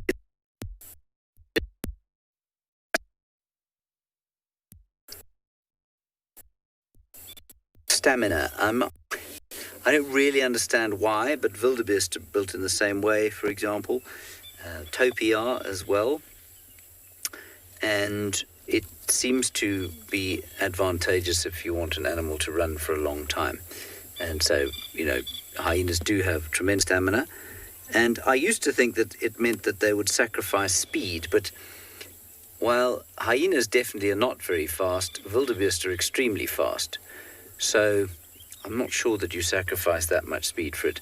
The other reason is that it provides a very strong fulcrum around which the center of gravity for the hyena can move. And so when it's biting down on something, it's able to use its whole mass almost and to tear.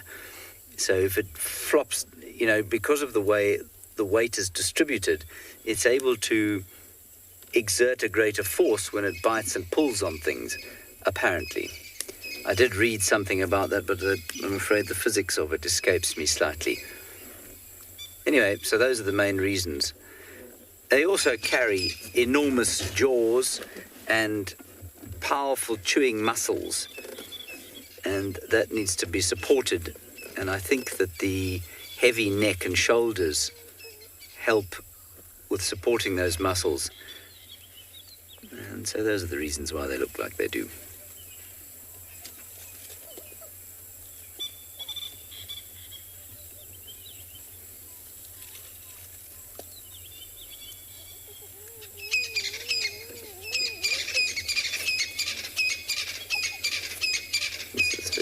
Now, come down to these two if you don't mind, and Paul. It's quite interesting here is that, of course, the baby, really little one, is Corky's. And Corky's is the least dominant, probably, certainly in this lot. And Ribbons, standing next to her, probably a her, I think, maybe a him, is, super dominant because they're the offspring of the matriarch. and yet they're being very gentle with the littlest one.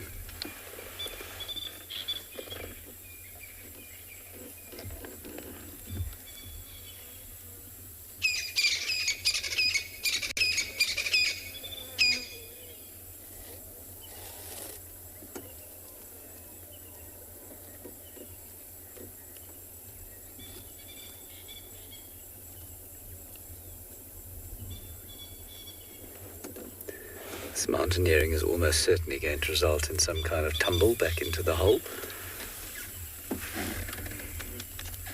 which will be very funny for us.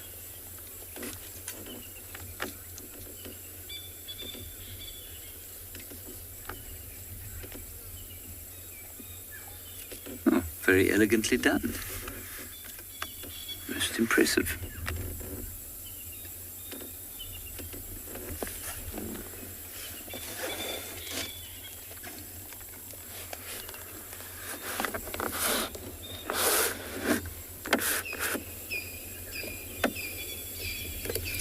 Calm now. Not a great deal of racing around. Lots of suckling.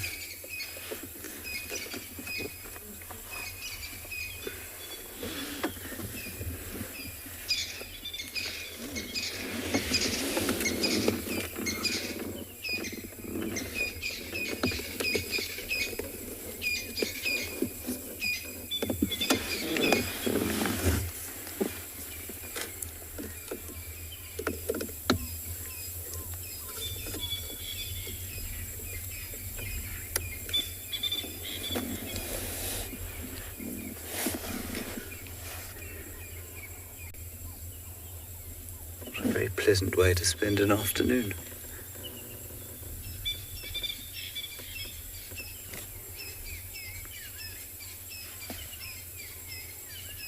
The addition of the woodwind section has now occurred in the orchestra with the piping of the black-crowned chagra.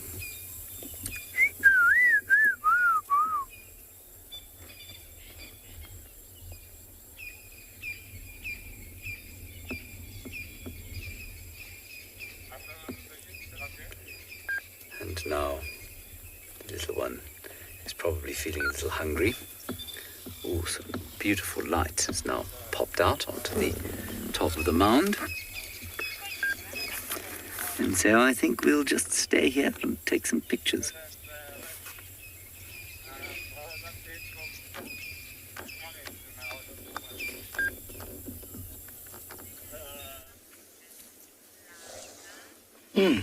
We're still right here with this big herd of buffaloes. What I'm really starting to like now is how the sun as well is starting to light on this animal. So basically we starting to have that, golden light from the African sun. They're still busy, as we can see, busy grazing, slowly making their way to Ndlovu Dam, I think. And just because of the whole general direction, you can see it's more or less like from west towards east direction. And that's where the water is. There's no other water source from this point where we are now. Not sure if you can hear as well, there's some oxpeckers that are calling at the background. But let's look at this champ here. Let's look at this bull here. Not sure if you can see on his boss, he has like something that looks like, a little bit reddish. That's actually a cambium layer, or it's a material from trees, and it's a clear indication that this animal had been rubbing itself or the boss onto the tree.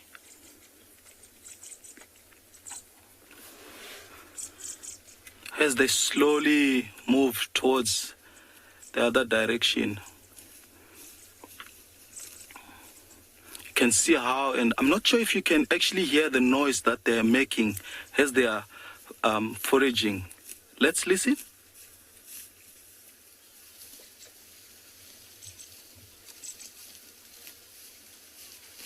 It is just amazing how you can actually hear when they're removing and chewing as well. It's amazing how these animals behave.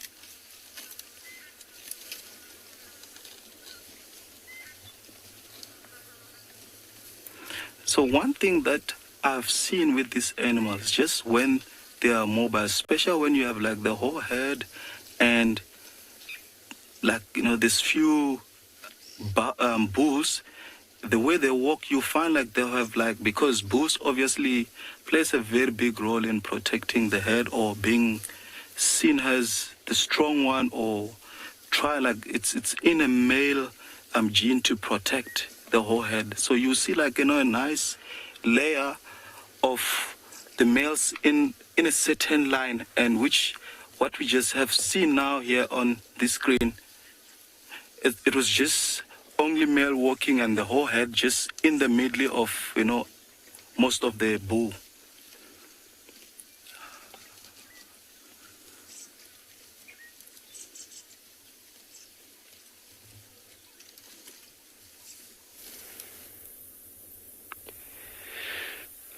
All right, inside voices. We've arrived at this potential Cape Fox den, and we've taken a careful look around the area, and there is lots of tracks. It's very difficult to see in screen, but the raised sections of soil that you see there are actually from the activity of the animal excavating or removing soil from the burrow system. You can see in shot there, just stay there, Glenn, just going a bit more. You can see there's also scatter, the grass on your top right-hand view, there's some scat. And that's typical of them when they've got little dens, so that you have these small little latrines almost, and you don't want that inside your den. I've taken a look with my binos, and there's lots and lots of tracks, and you can actually see where the animal has been lying. It's actually made a nice depression within the sand where it's been laying and basking in the afternoon. So hopefully, fingers crossed, we sit here nice and quietly and we can capture a little sight of this very shy and really seen little animal. Really beautiful. And I mean, they're tiny, weighing only between 2 and 4 kilograms. Pointy little ears, pointy snout, a beautiful silver-like appearance with a fluffy, fluffy little tail. It is just a pristine, gorgeous-looking little animal. It's one of those animals where you just look at them and you go, "Aww." That's how cute they are. But patience is key, and we'll keep on monitoring this area. And if something comes up, we are here ready and waiting for you guys. Also taking a look while we're sitting here, just keeping our ears open for any rare birds. It is coming to summer, and this is the period where we do have our summer migrants coming through Tswalu. Cuckoos and a few other species. The swallows are here already, so we're keeping our ears and our senses locked in to this environment.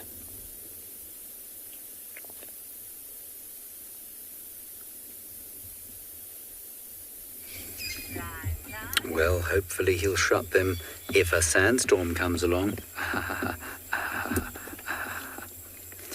What a hilarious joke I've just made. We are not moving from our hyena friends, because they are being very entertaining as usual.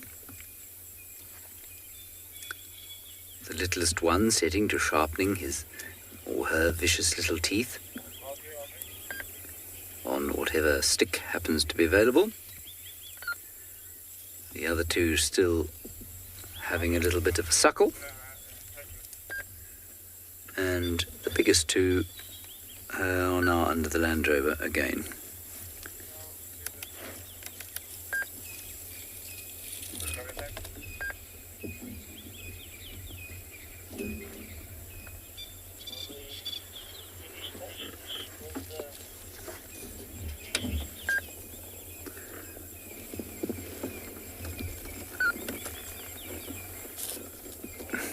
I'm just going to have to quickly get on the radio.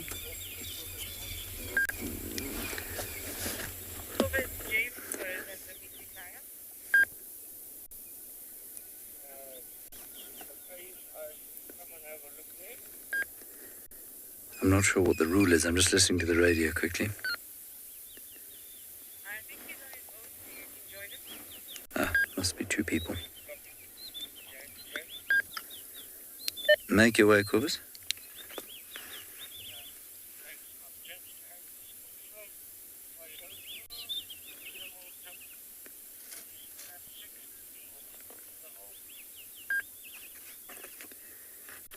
Yeah, I can't copy you nicely, but just come to the old den off Philemon's cut line and just follow the road round. You'll see us.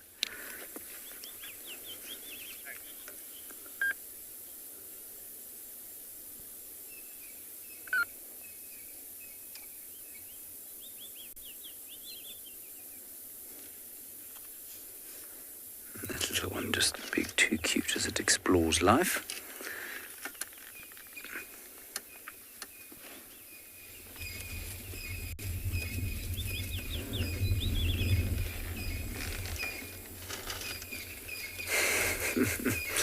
They always look so wobbly on their feet, don't they?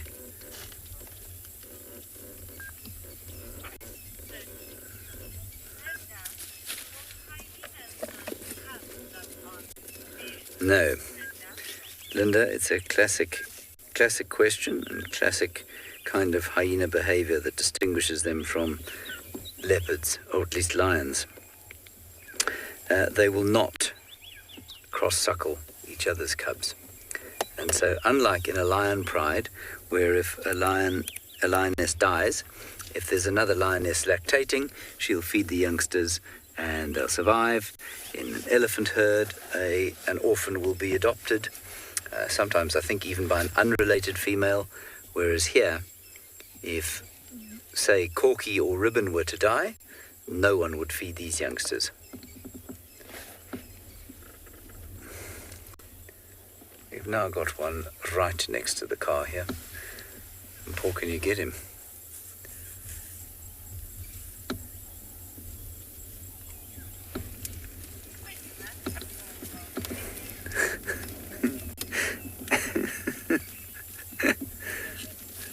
Fascinated.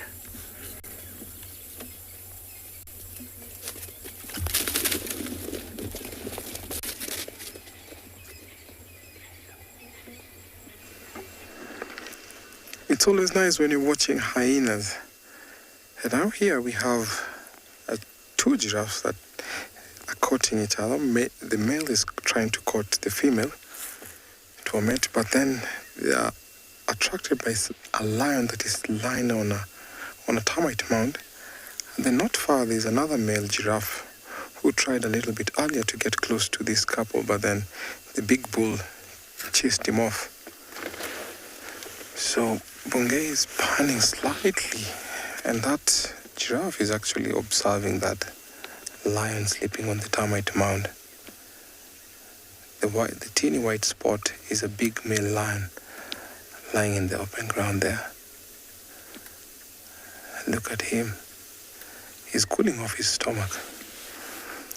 So the giraffe are staring at him, but he doesn't want to come any closer because he's already been spotted, but being himself there, he can't do anything to this fully grown giraffe. Now back to our giraffe. The female is actually giving this male a hard time, and he's trying to pursue her, but it seems like it's not going to be possible. He's trying to keep her off from this other younger male. Look at how dark he is. So as soon as he stops. So this courting can go even for 2 or 3 days until she's receptive and they mate. Look at how tall he is. Male giraffes are always taller than the female giraffes.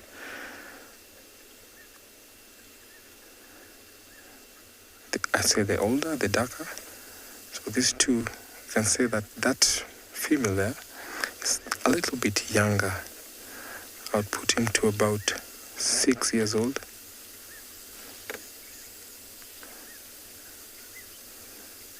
So typically, The big mature bulls will walk from herds to herds, trying to see if there's females in estrus, and that is typically what has happened here.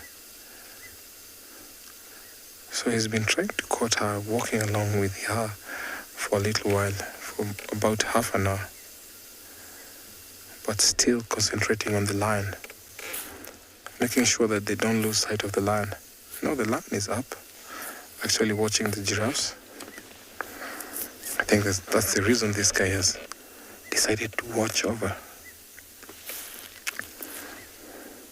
But no doubt he's been spotted.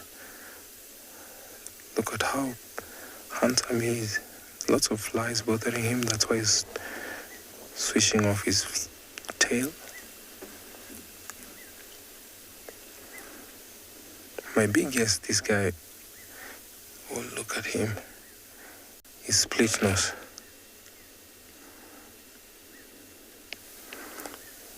Walking into the long grass. Not sure where he's going, but I think he wants to join over the River Pride. But I'm not sure if he'll be welcome because the River Pride have the young cubs.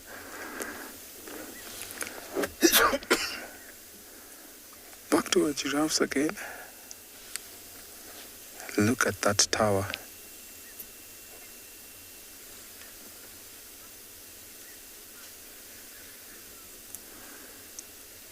Junior, thank you so much for your question. How long is the giraffe tongue?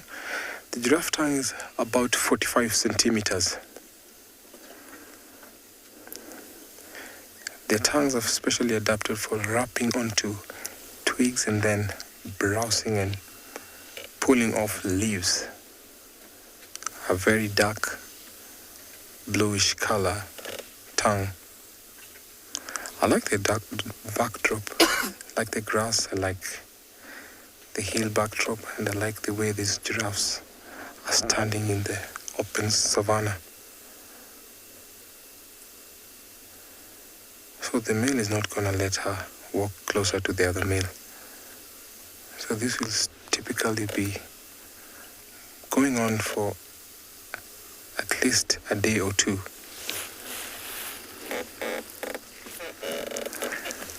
So they're just watching, making sure that the male is not close to them, far away, because they know there's a predator and might attack them soon. We're still going to wait here and watch these two courting each other as we send you over to another safari vehicle.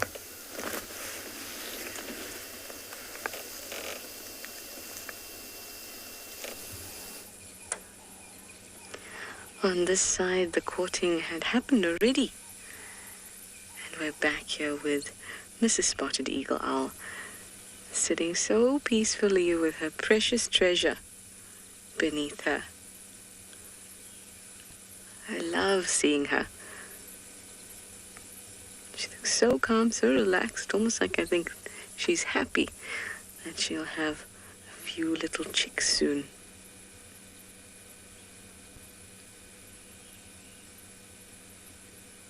The courting would have been quite nice to see too, but it happens quickly. The male will bring her some food, and then they mate, and then just a little while later she'll lay some eggs. The male will still be bringing her food now. She won't leave the spot. The only time she'll leave is to defecate.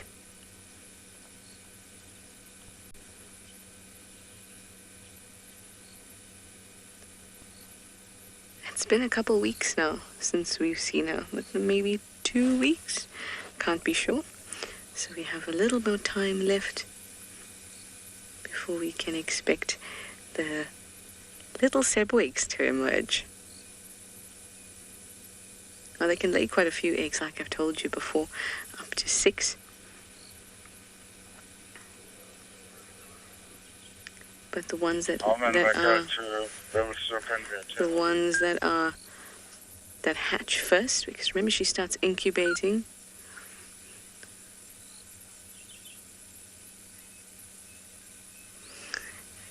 somebody was actually just asking about how many eggs they have. Like I said, it's just between 1 and 6. It's generally about 3. And because she starts incubating the eggs as soon as she lays them. So as soon as the first one is laid, she'll already start incubating, but she'll continue to produce eggs every few days. So that first egg that was laid will usually hatch first, for obvious reasons. It's been incubated for longer, and it is those few days older.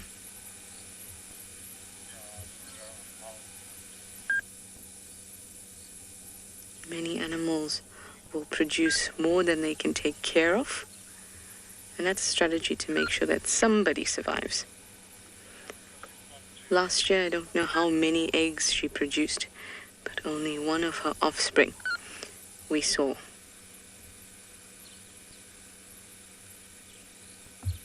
So maybe this year we'll get lucky with a few more.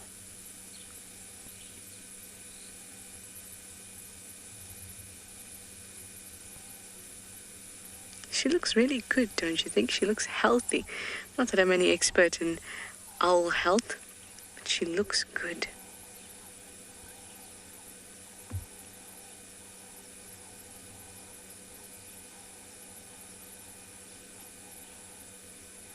You can see very nicely her face and all those very owly features.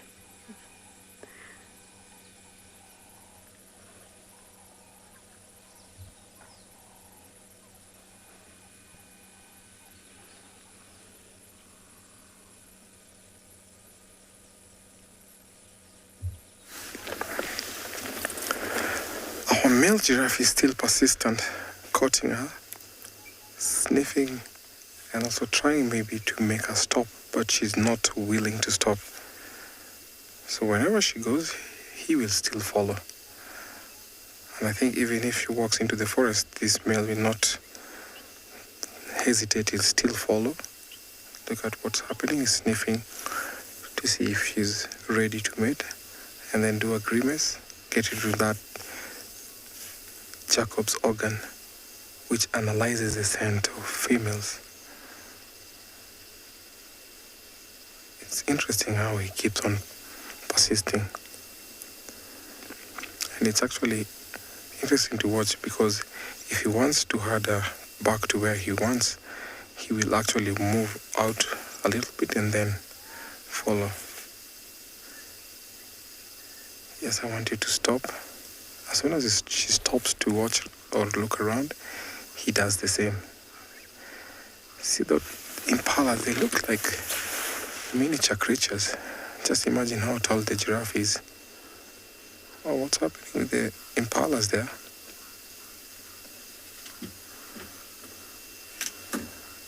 You can barely tell those are actually antelopes because of the height of the giraffe. See, this is what happens.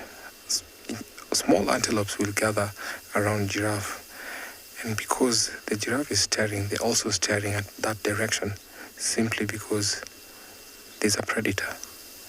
And that is what they get as an advantage when the giraffes are staring to one direction. Because if the predator decided to come, then they have no chance of getting this impala. A typical association of animals in the open grassland with giraffes, which help them with their sight and vision. See how they're flashing off their white tails?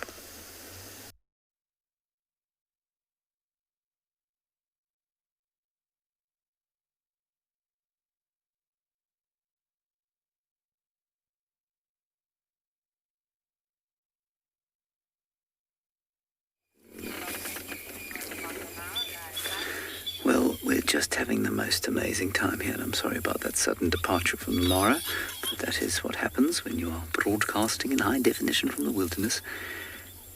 Really interestingly, heart almost let the little one suckle from her. Now, I've seen it a few times where a cub that doesn't belong to a particular lactating female has tried to suckle, and normally the female will kick the little one away. But in this case, heart did nothing, and I think there was a perfunctory attempt at suckling by Corky's little one, and then she just kind of gave up.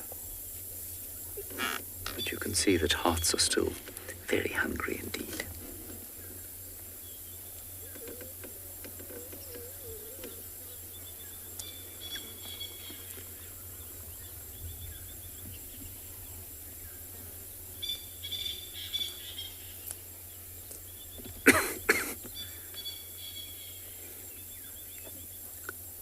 The entire western side of this den is now bathed in glorious golden evening light.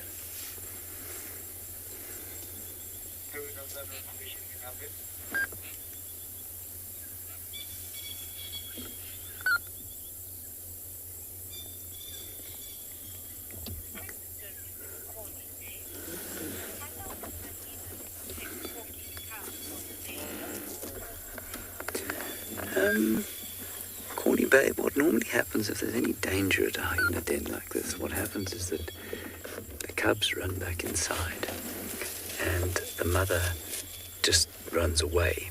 So there's never much physical protecting of them. And that's because there are very few predators that could get down into the den and do harm to the babies. So, I mean, she'll protect the other cubs, I guess, as much as she'll protect her own, to a certain extent. But there isn't a great deal, like if a lion came here, these cubs would disappear inside. She would run away. She wouldn't stand and face the lion, regardless of whether it was only her cubs or another one's cubs.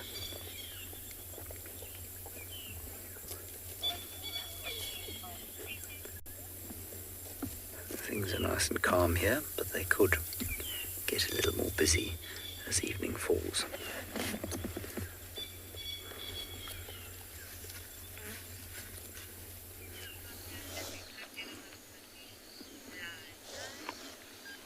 So look what we have here, spot.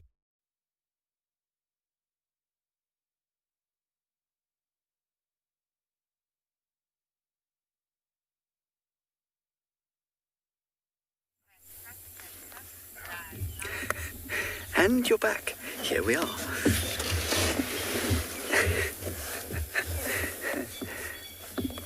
They still have a puddle of hyenas to look at, so that's good.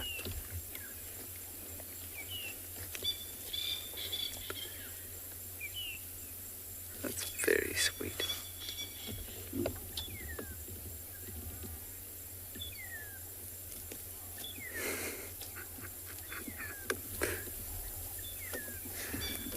Now, I said earlier that the most dominant cubs are very gentle with the little one, and they continue to be. They don't bully her at all or push her around. I mean, maybe they do sometimes, but I certainly haven't seen it here. I'd say that was relatively unusual. She's not too afraid to approach them, headbutt them.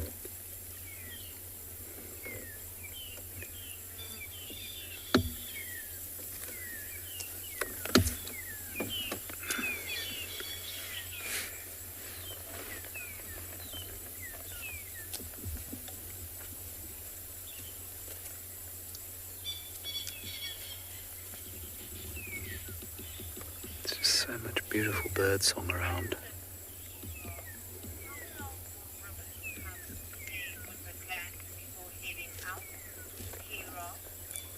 Giraffe, they'll stay with the clan. Oh, until they're probably around a year old. And they'll probably start to wander. If they are both boys, which I think they are. And they'll start to move away from the den around 8 months or so, but they'll still come back here from time to time. I think it's possible, however, in fact it's most likely the males.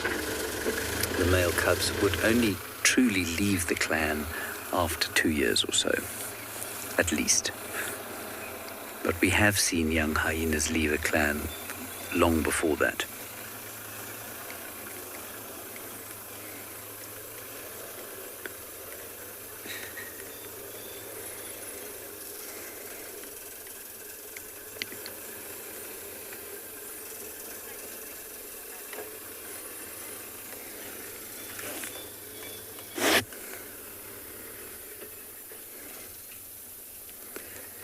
You can see that even though they're very confident, they don't like the sound of a vehicle initially, and so they're hyper alert and hyper keen to get away from any potential danger. And so although it looks like they're just having a good time and playing around and not really worrying about anything, as soon as there's any disturbance that is slightly unfamiliar, they all scarper for the safety of the whole.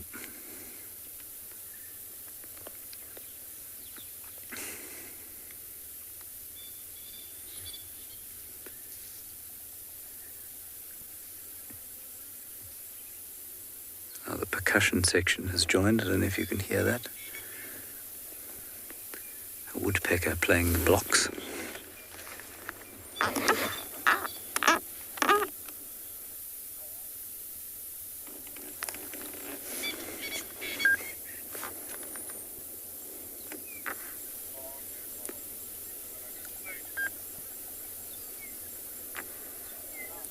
And in the background, a few elephants as well, making loud, groaning, dinosauric noises.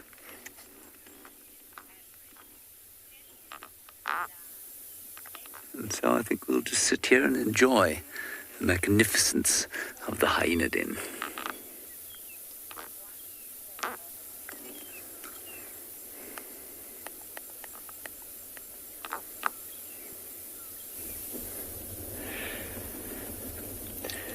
So nothing of as yet. And while we are here on this specific day and while we visited days before is because we've got this cold period that we're going through. Normally midday temperatures, this little animal would be underground in its little underground burrow system. But through colder periods, this animal will utilize the beautiful warmth that is given off from that big burning ball, or our nearest star, the sun. So having a gap like this and seeing opportunities as a guide, you have to take every opportunity as it presents, and things change constantly. So that's why we're here and we're waiting it out in case of that hopeful chance that something comes out. If we're unsuccessful today, we will definitely be here tomorrow morning very early. Typically they are active under the cover of darkness, and then you do have a greater chance of catching this animal when it is coming back to the den. If they are actively denning, that means the female will stay here and the male will actually provision food for her through a certain period. So having this cool period, we thought we'd come check it out, we'd come make sure that there is activity of this little animal here and that we know we're not wasting our time. So as I said, if we're not successful today, definitely tomorrow morning, first light, we are here.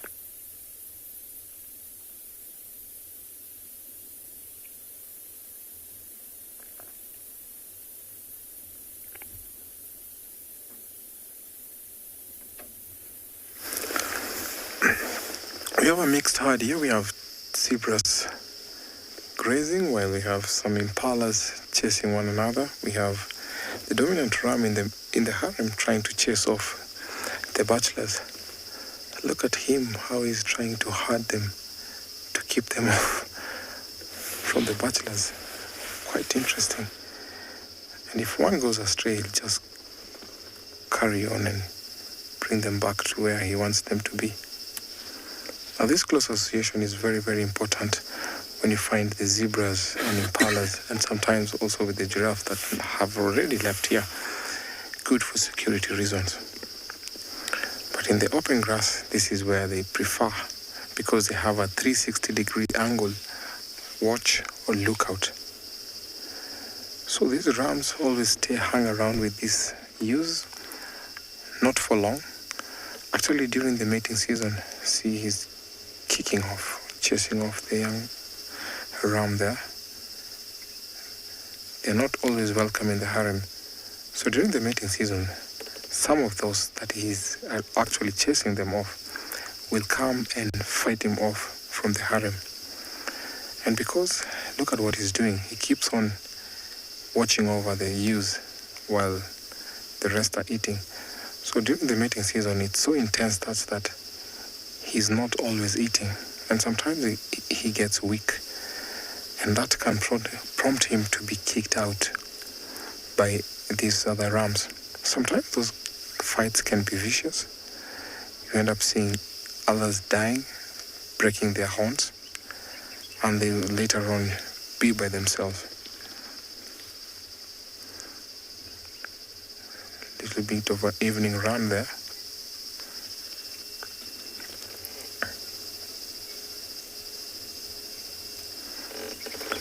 Keep dreaming. Thank you so much for your question.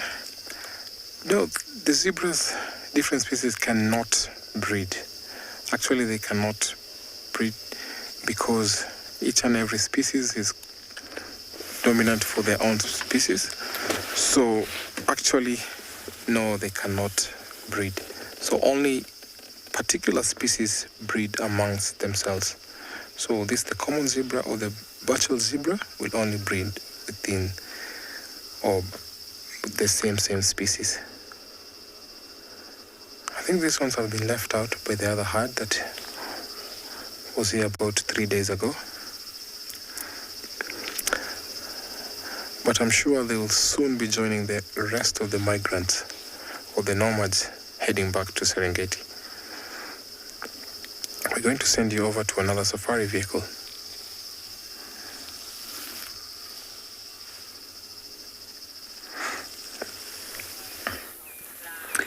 Now, some interesting information in from Michael Fleetwood, who is one of our resident hyena experts, virtually resident hyena experts.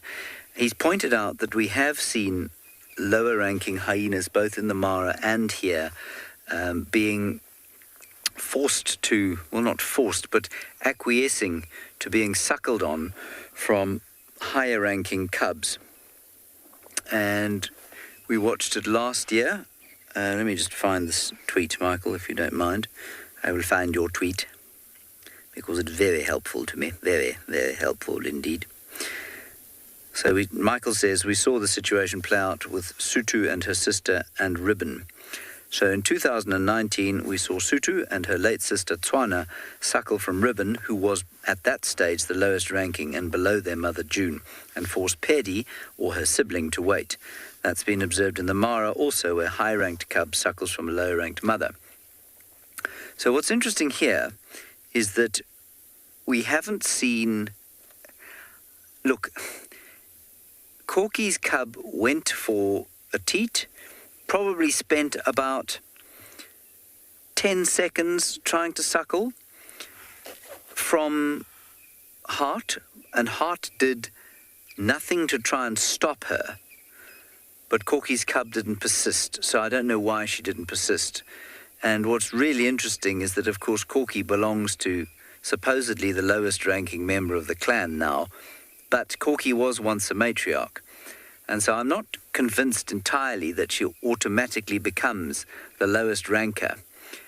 And, well, I mean, Ribbon was the lowest ranker until she beat Corky up and took over her place. So I wonder if the hierarchy is slightly flatter than might be expected, given the takeovers. I don't know. I could be talking utter garbage, but I think it's quite interesting to think about. Thank you, Michael. Again.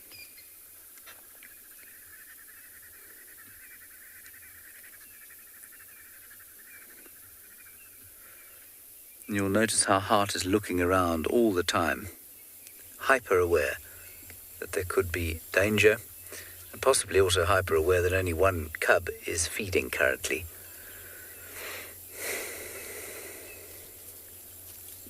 Remember also that hyenas only have 2 nipples. They only have 2 teats, or biologically 2 inguinal mammae, which is quite unusual for carnivores. Dogs have got seemingly hundreds. It isn't hundreds, I think it's 8. And lions have got 4. So it's unusual. So we'll see if the other one comes out to suckle.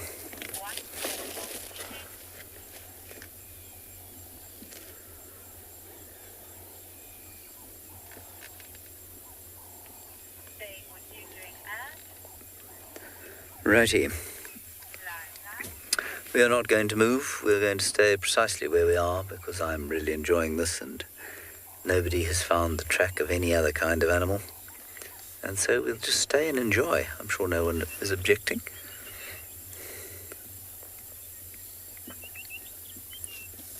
The little one has now mountaineered its way all the way to the top, right up top.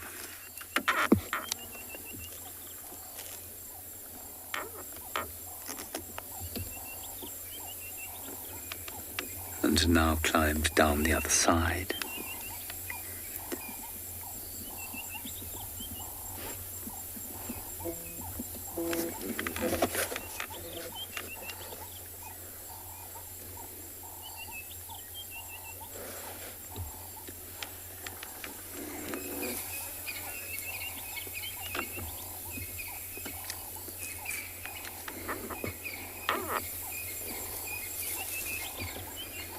Slowly the sounds are starting to change, the light is starting to drop.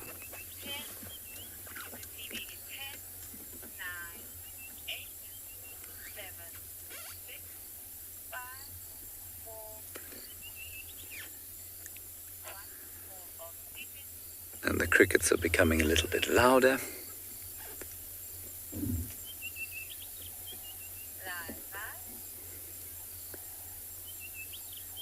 And the robins are starting their evening call.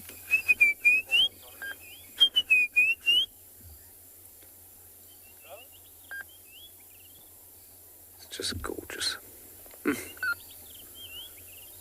Very lucky to be here.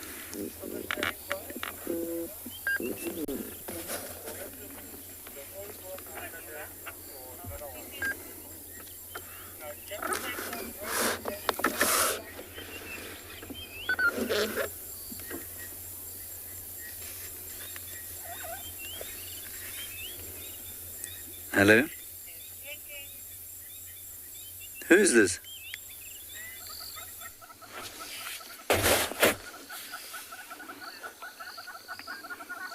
So we are currently here at Pride Lands with this spotted hyena.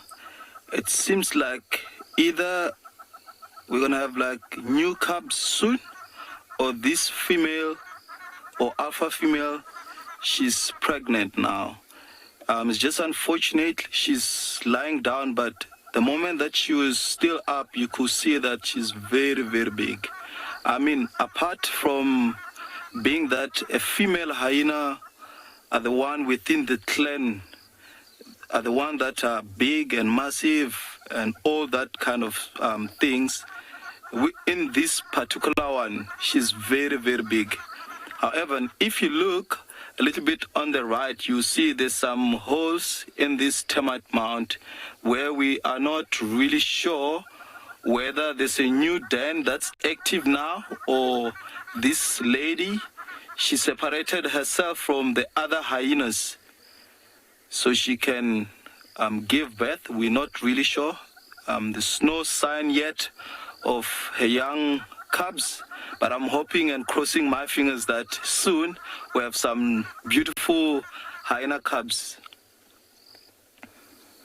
Just something really I found that was very interesting, that yes, it's a big termite mound. We just saw 2 warthog that just left on the other side of this big termite mound that it seems they're sharing with this spotted hyena. And I just find how animal will live in peace and sharing resources. I mean, just from one animal digging for ants or termites in this big, huge mount that the fungus growing termites made, and ATFA come feed, dig, and then later on, I think I read somewhere the other day that about 90 different species would benefit from all these holes that ATFA would dig, feed, or either utilize as their home and just leave them just like that. Please do comment or leave any question. Just don't forget to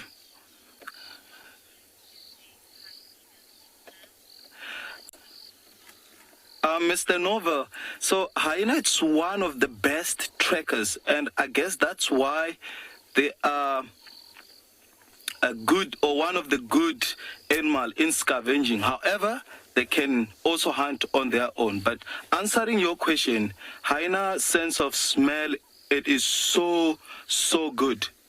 It is extremely good, and also hearing. As you can see, they're round ears, almost like a satellite dish. Like, it just makes them to hear more sound from a long, vast distance.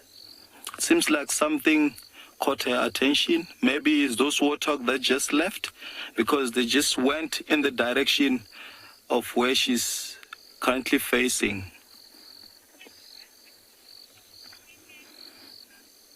So I'm just gonna chill here with Seb and see if they are youngsters or the mom or this alpha female, it seems, if she's pregnant or not, and we see what will come up.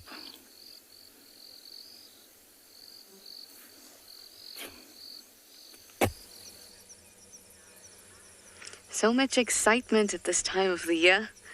Possibility of babies, or already babies. Hope that we'll be lucky there.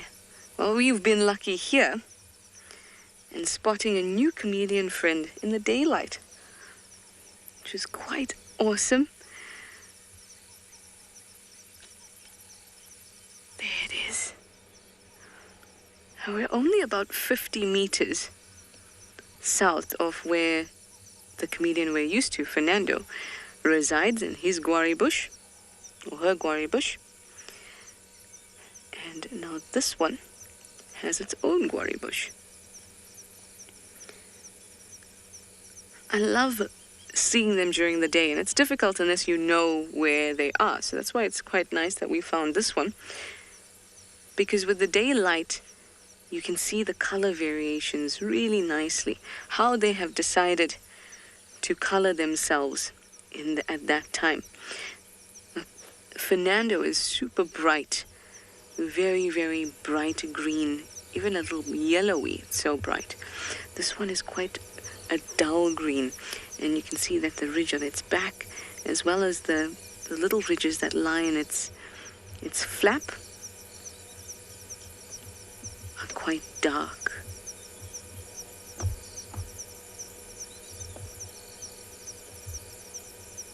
A really nice find. This means that we can come see this chameleon at other times. It's probably not used to too many people stopping to look at it. Oh, everyone's saying they love chameleons. That makes me so happy. So happy, because I absolutely adore them.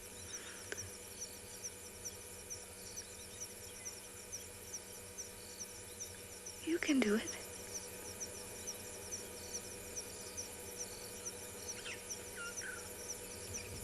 Look at its phenomenal skin.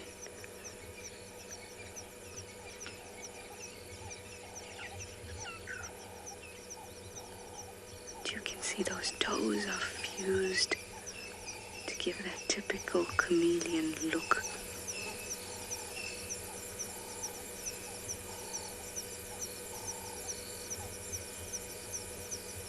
So cautious.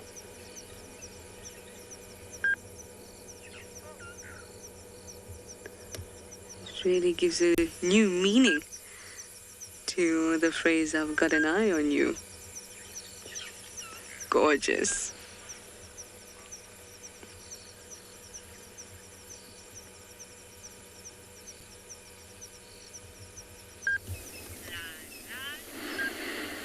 We've just managed to find this herd of elephants. And they're slowly but surely feeding in and amongst these large terminalia trees that are scattered around us. But we're in a small clearing where it seems like the majority of the herd has stopped for a brief moment, and then they've all continued into the bushes. But what's been really special is, I know there's been lots of elephants seen on the show this afternoon, but this is such a case in point in that every elephant or every sighting that we see, although it might be the same animal, there's something unique about it. And the unique thing for me about this sighting is the sunset that we have. So Owen will slowly pan around and just look at those clouds that we experience. And so we've been sitting watching these elephants, and the sun has actually been stealing the show. We've been spending more time looking at the sunset than we have at the elephants.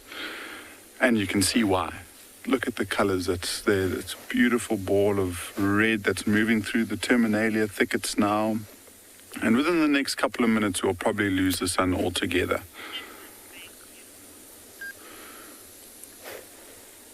And very interesting clouds. It's almost like a big layer with small little patches. And then off to the north of us, so almost directly to the right of the sun, we've been seeing this very dark grey cloud moving in, and we've been hearing some thunder and lightning, and so this is as good as summer gets. I think it has officially arrived in the Lowveld.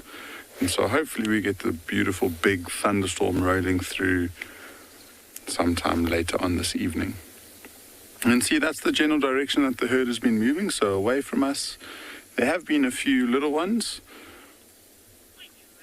but the majority of the herd has been quite large, and so it seems like it's a group that has gone down to drink, and I think they'll be spending the majority of the evening feeding in the direction that they're heading now.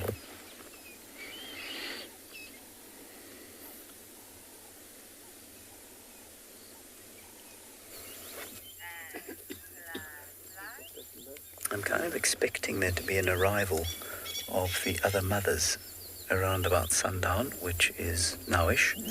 So far, not much, just a bit of playing about. And still only one cub suckling from a heart, which I find quite interesting. Not disturbingly so, but just quite interesting. Here comes another adult. Big adult. Is that rye bone? No, I don't think that's rye bone. Is it maybe corky?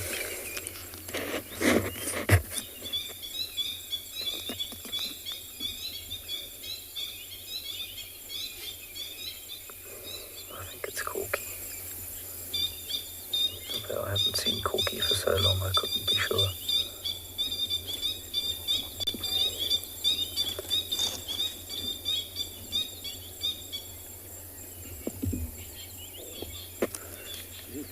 Very fat, whoever it is.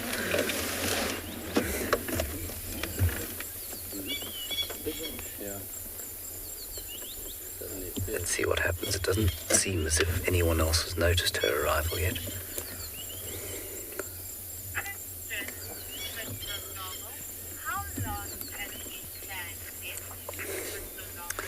Mr. Novel, depends entirely on where you are. In the Masai Mara, 70. Here was the last count of the North Clan, and this clan's had around 15 fairly consistently for the last little while, so it really depends on where you are. Now, interestingly, Corky's cub is looking very nervous.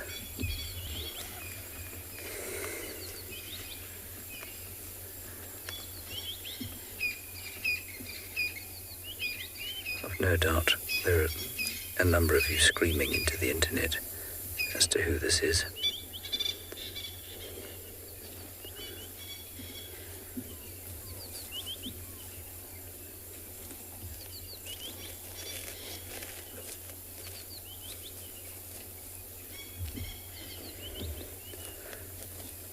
Let's just see what happens as she approaches.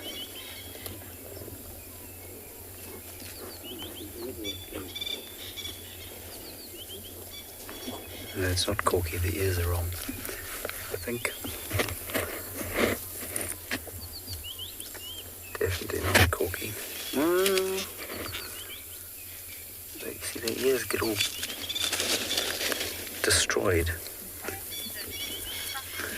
Yeah, maybe it's Corky.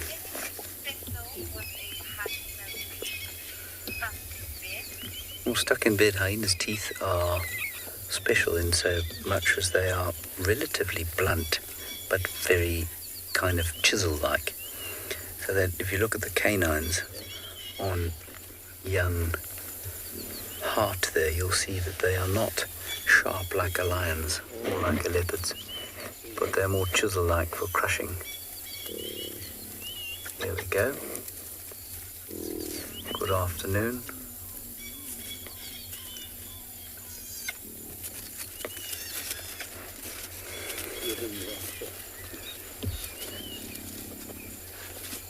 Yes, it's Corky. Hooray.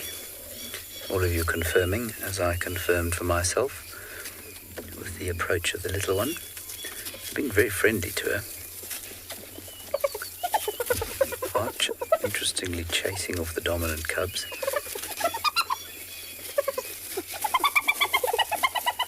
Corky's not looking vaguely cowed by anything.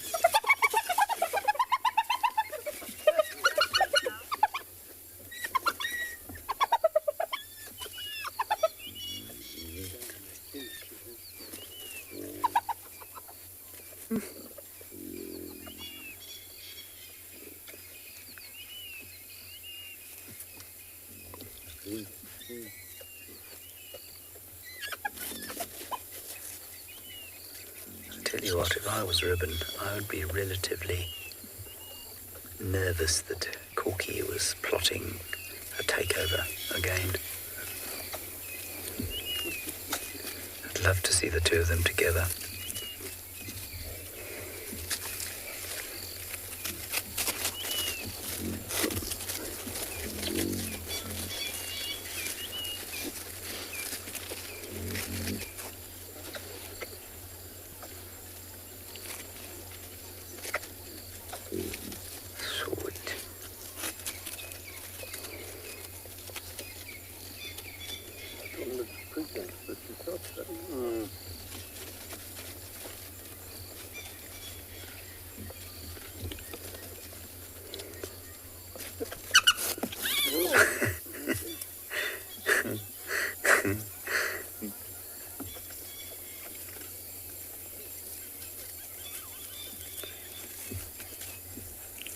Remember how, I'm not sure how many of you were watching, I'm sure most of you, but you remember how beaten up Corky was? She could not walk. We had made all sorts of predictions about what had happened to her, and she'd broken a hip or had one dislocated, and there was a broken bone in the front leg, definitely. And we had that one sighting of her with Thandi the leopardess, and Thandi just at sort of eye level to the hyena, didn't even react. Could see she was so injured that there was no harm coming her way at all, and just hissed at Corky, and Corky kind of backed off. And now she looks fit as a fiddle. Doesn't look vaguely like she's experienced any trauma whatsoever.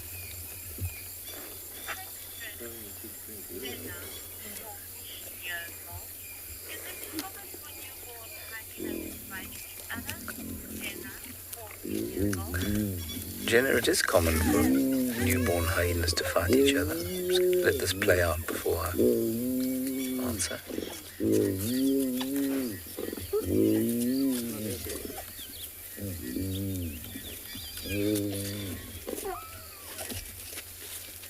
See, now I interpret this as Hart and Corky being pretty equi-ranked.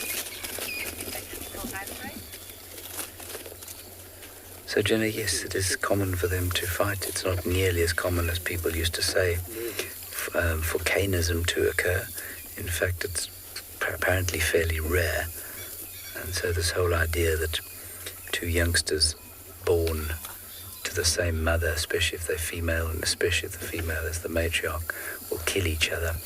There's no what they call obligate siblicide. In fact, it's probably relatively uncommon. I don't know how many people I've told that it happens to.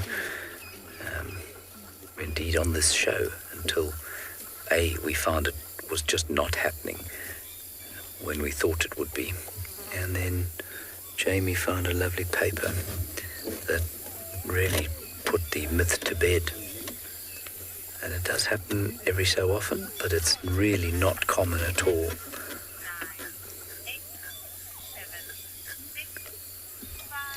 And being able to question things is what makes this so special.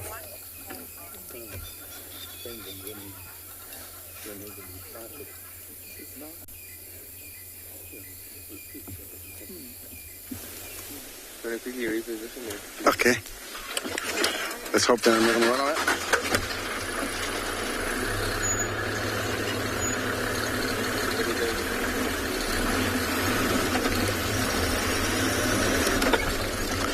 Here we are with the wildebeest that's just moving away from us. As you can see around the corner. I was trying to reposition, trying to move slightly forward. Wow, looks like they're completely gone. So trying to move slightly forward, trying to get Here we go. We just have a lovely sighting of the wildebeest. They're just moving over from us. As you can see, 3 of them now already. I think it's just because it's so much windy today. They just trying to go in a place where they can be able to hide away from that wind. We just lost them completely now. So just as we start coming around the corner, they're all just gone. So we'll just continue to try find something else because they look quite skittish. I can understand why. Because of that windy, they need to be able to hear if there's anything else coming around to them. So we'll just keep on moving around, search, see what we can find.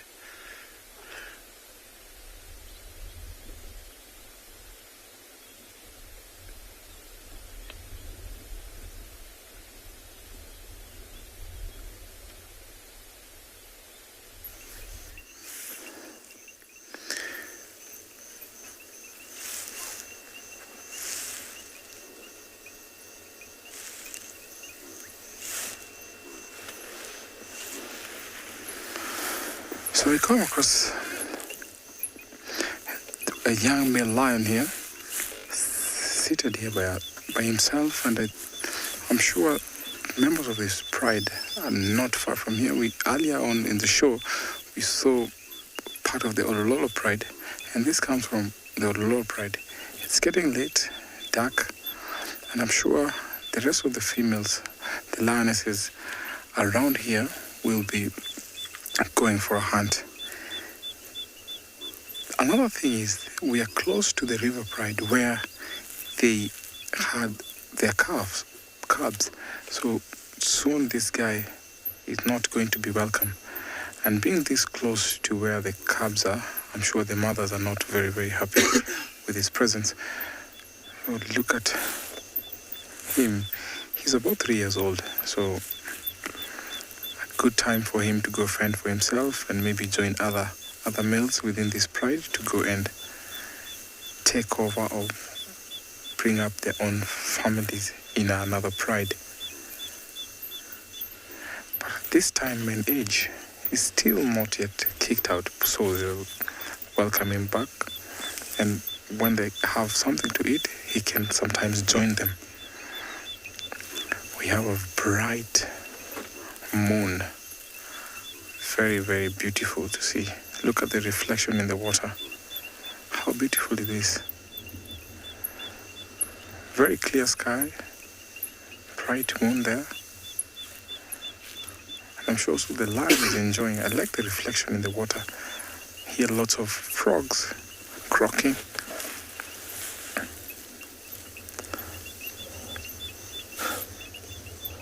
Just like the silence of this entire area. We have elephants that are not drinking far from here. We have about 10 or 15 elephants, but it's too dark for us to see right now. It is interesting that the moon is about 384,400 kilometers away from the Earth. Can you imagine that?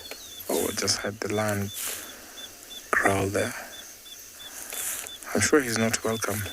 But as we enjoy this moon, I'm just going to drive slowly to reposition, see if we can see these lions or maybe see what's happening. One of the lions there is not happy with this guy. Yes, the one there. And I think maybe she might have the cubs or the mother with the cubs. Simply because these youngsters, sometimes when they play with the young cubs, they might harm them even though they are from the same pride. Lionesses don't like or don't tolerate youngsters near their small cubs. See the way he's looking at his mom? So the lioness is off. I was just going to drive slowly, see if we can come across the nocturnals.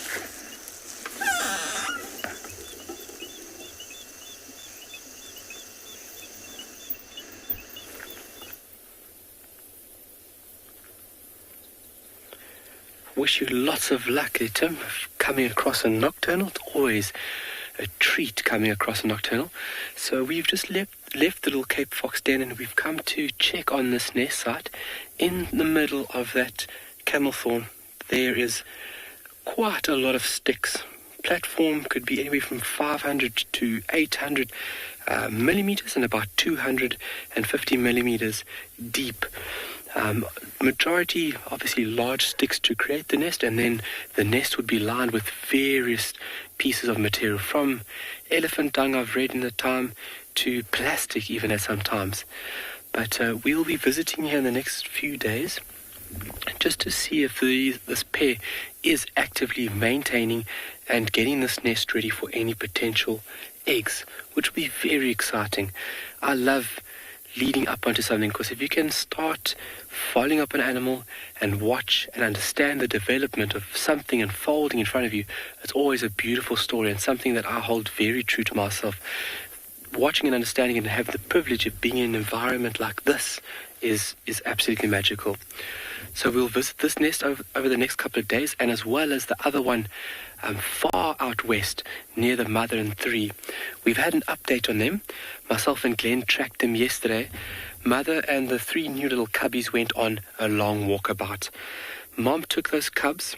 Myself and Glenn tracked them for nearly 7.5 kilometers. Gave me a good workout. And so she has now decided that this is the period where those little ones need to start really stretching their legs and understanding what it is to be a Kalahari cheetah. They travel great distances. Some cheetah in the more northwestern parts of southern Africa have been clocked of having a home range of over 1,000 square kilometers. An animal moving 1,000 square kilometers in its home range is incredible. That's a great distance. And moving through vast terrain like this is only but something that they have to deal with in their life. Animals are sparsely set over here in this open environment. So hopefully we'll have luck in the next few days, and we can see a little bit of maintenance and a little bit of development from this nest, which will be really nice. Hopefully you guys have had a great afternoon, and this is something hopefully we can have in the pocket for us. But how is the light? This later part of the afternoon becomes really beautiful. Whoa, I love those trees too. That is my favorite tree. Coming from the Eastern Cape, where tree diversity is on another level. It's part of a vegetative group called the thicket biome. We are currently in the savanna biome. And coming from the Eastern Cape, where tree diversity is extremely diverse, obviously trees are something that I hold dear to me. But coming here to Tswalu and living in this environment and working here for the past couple of years, this tree has definitely become my favorite. There's some that give me the impression of like bonsais. Some of them grow like overgrown bonsais. They are truly magnificent trees. And we were looking back on a bit of information, and myself and Glenn will try and piece it together on how you guys can see. But a tree at 4 meters will be 11 years old. A tree at 11 meters will be 40 years old. A tree over that would be over a century. So they are really long-lived organisms.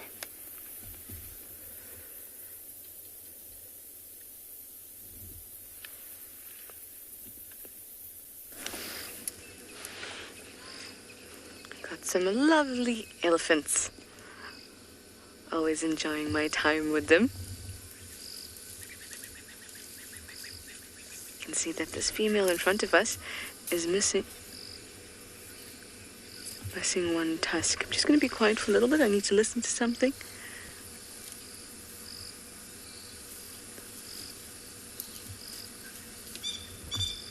Franklin's shouting quite a bit, but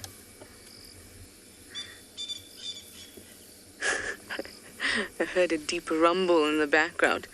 It was James's vehicle going past me. So not the last-minute leopard I was hoping for, but for some last-minute Ellie friends. Yes, came up with that all by myself. Oh, Biggie, there's the little one. Just on the left, it's gonna come pop out now. It's so little. Hello, Tiny.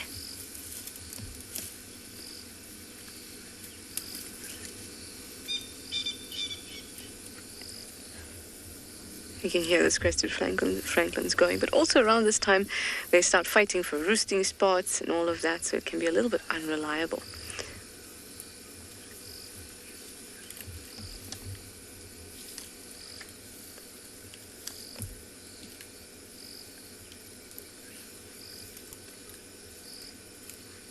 I was saying that this female is missing a tusk, and you can't actually see a break, so I wonder if she either is a youngster, maybe it didn't develop one on that side, which is very unusual, or more likely it looks like it has fallen out. Now normally if it's broken and we can't see it, you can still kind of see a very obvious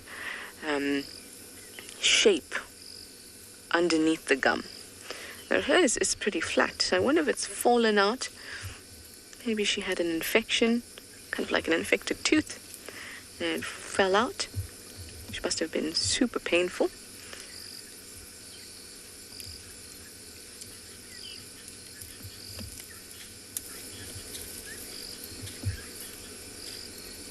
But she still must have been... Oh, sorry guys, I'm hearing things. I'm hearing impala alarm calls, but they are accompanied by the of the impala ram, so they're probably not that serious. At least we have these lovely Ellies to close the show with, which I'm very, very happy about.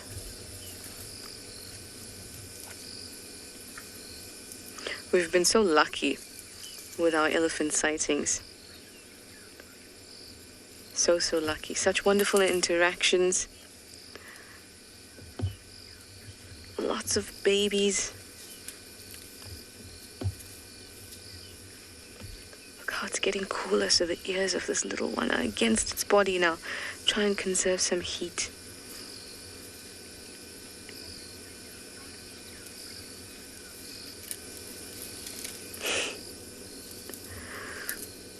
This one is about a year old. Oh, Mum, you're bumping into your little one.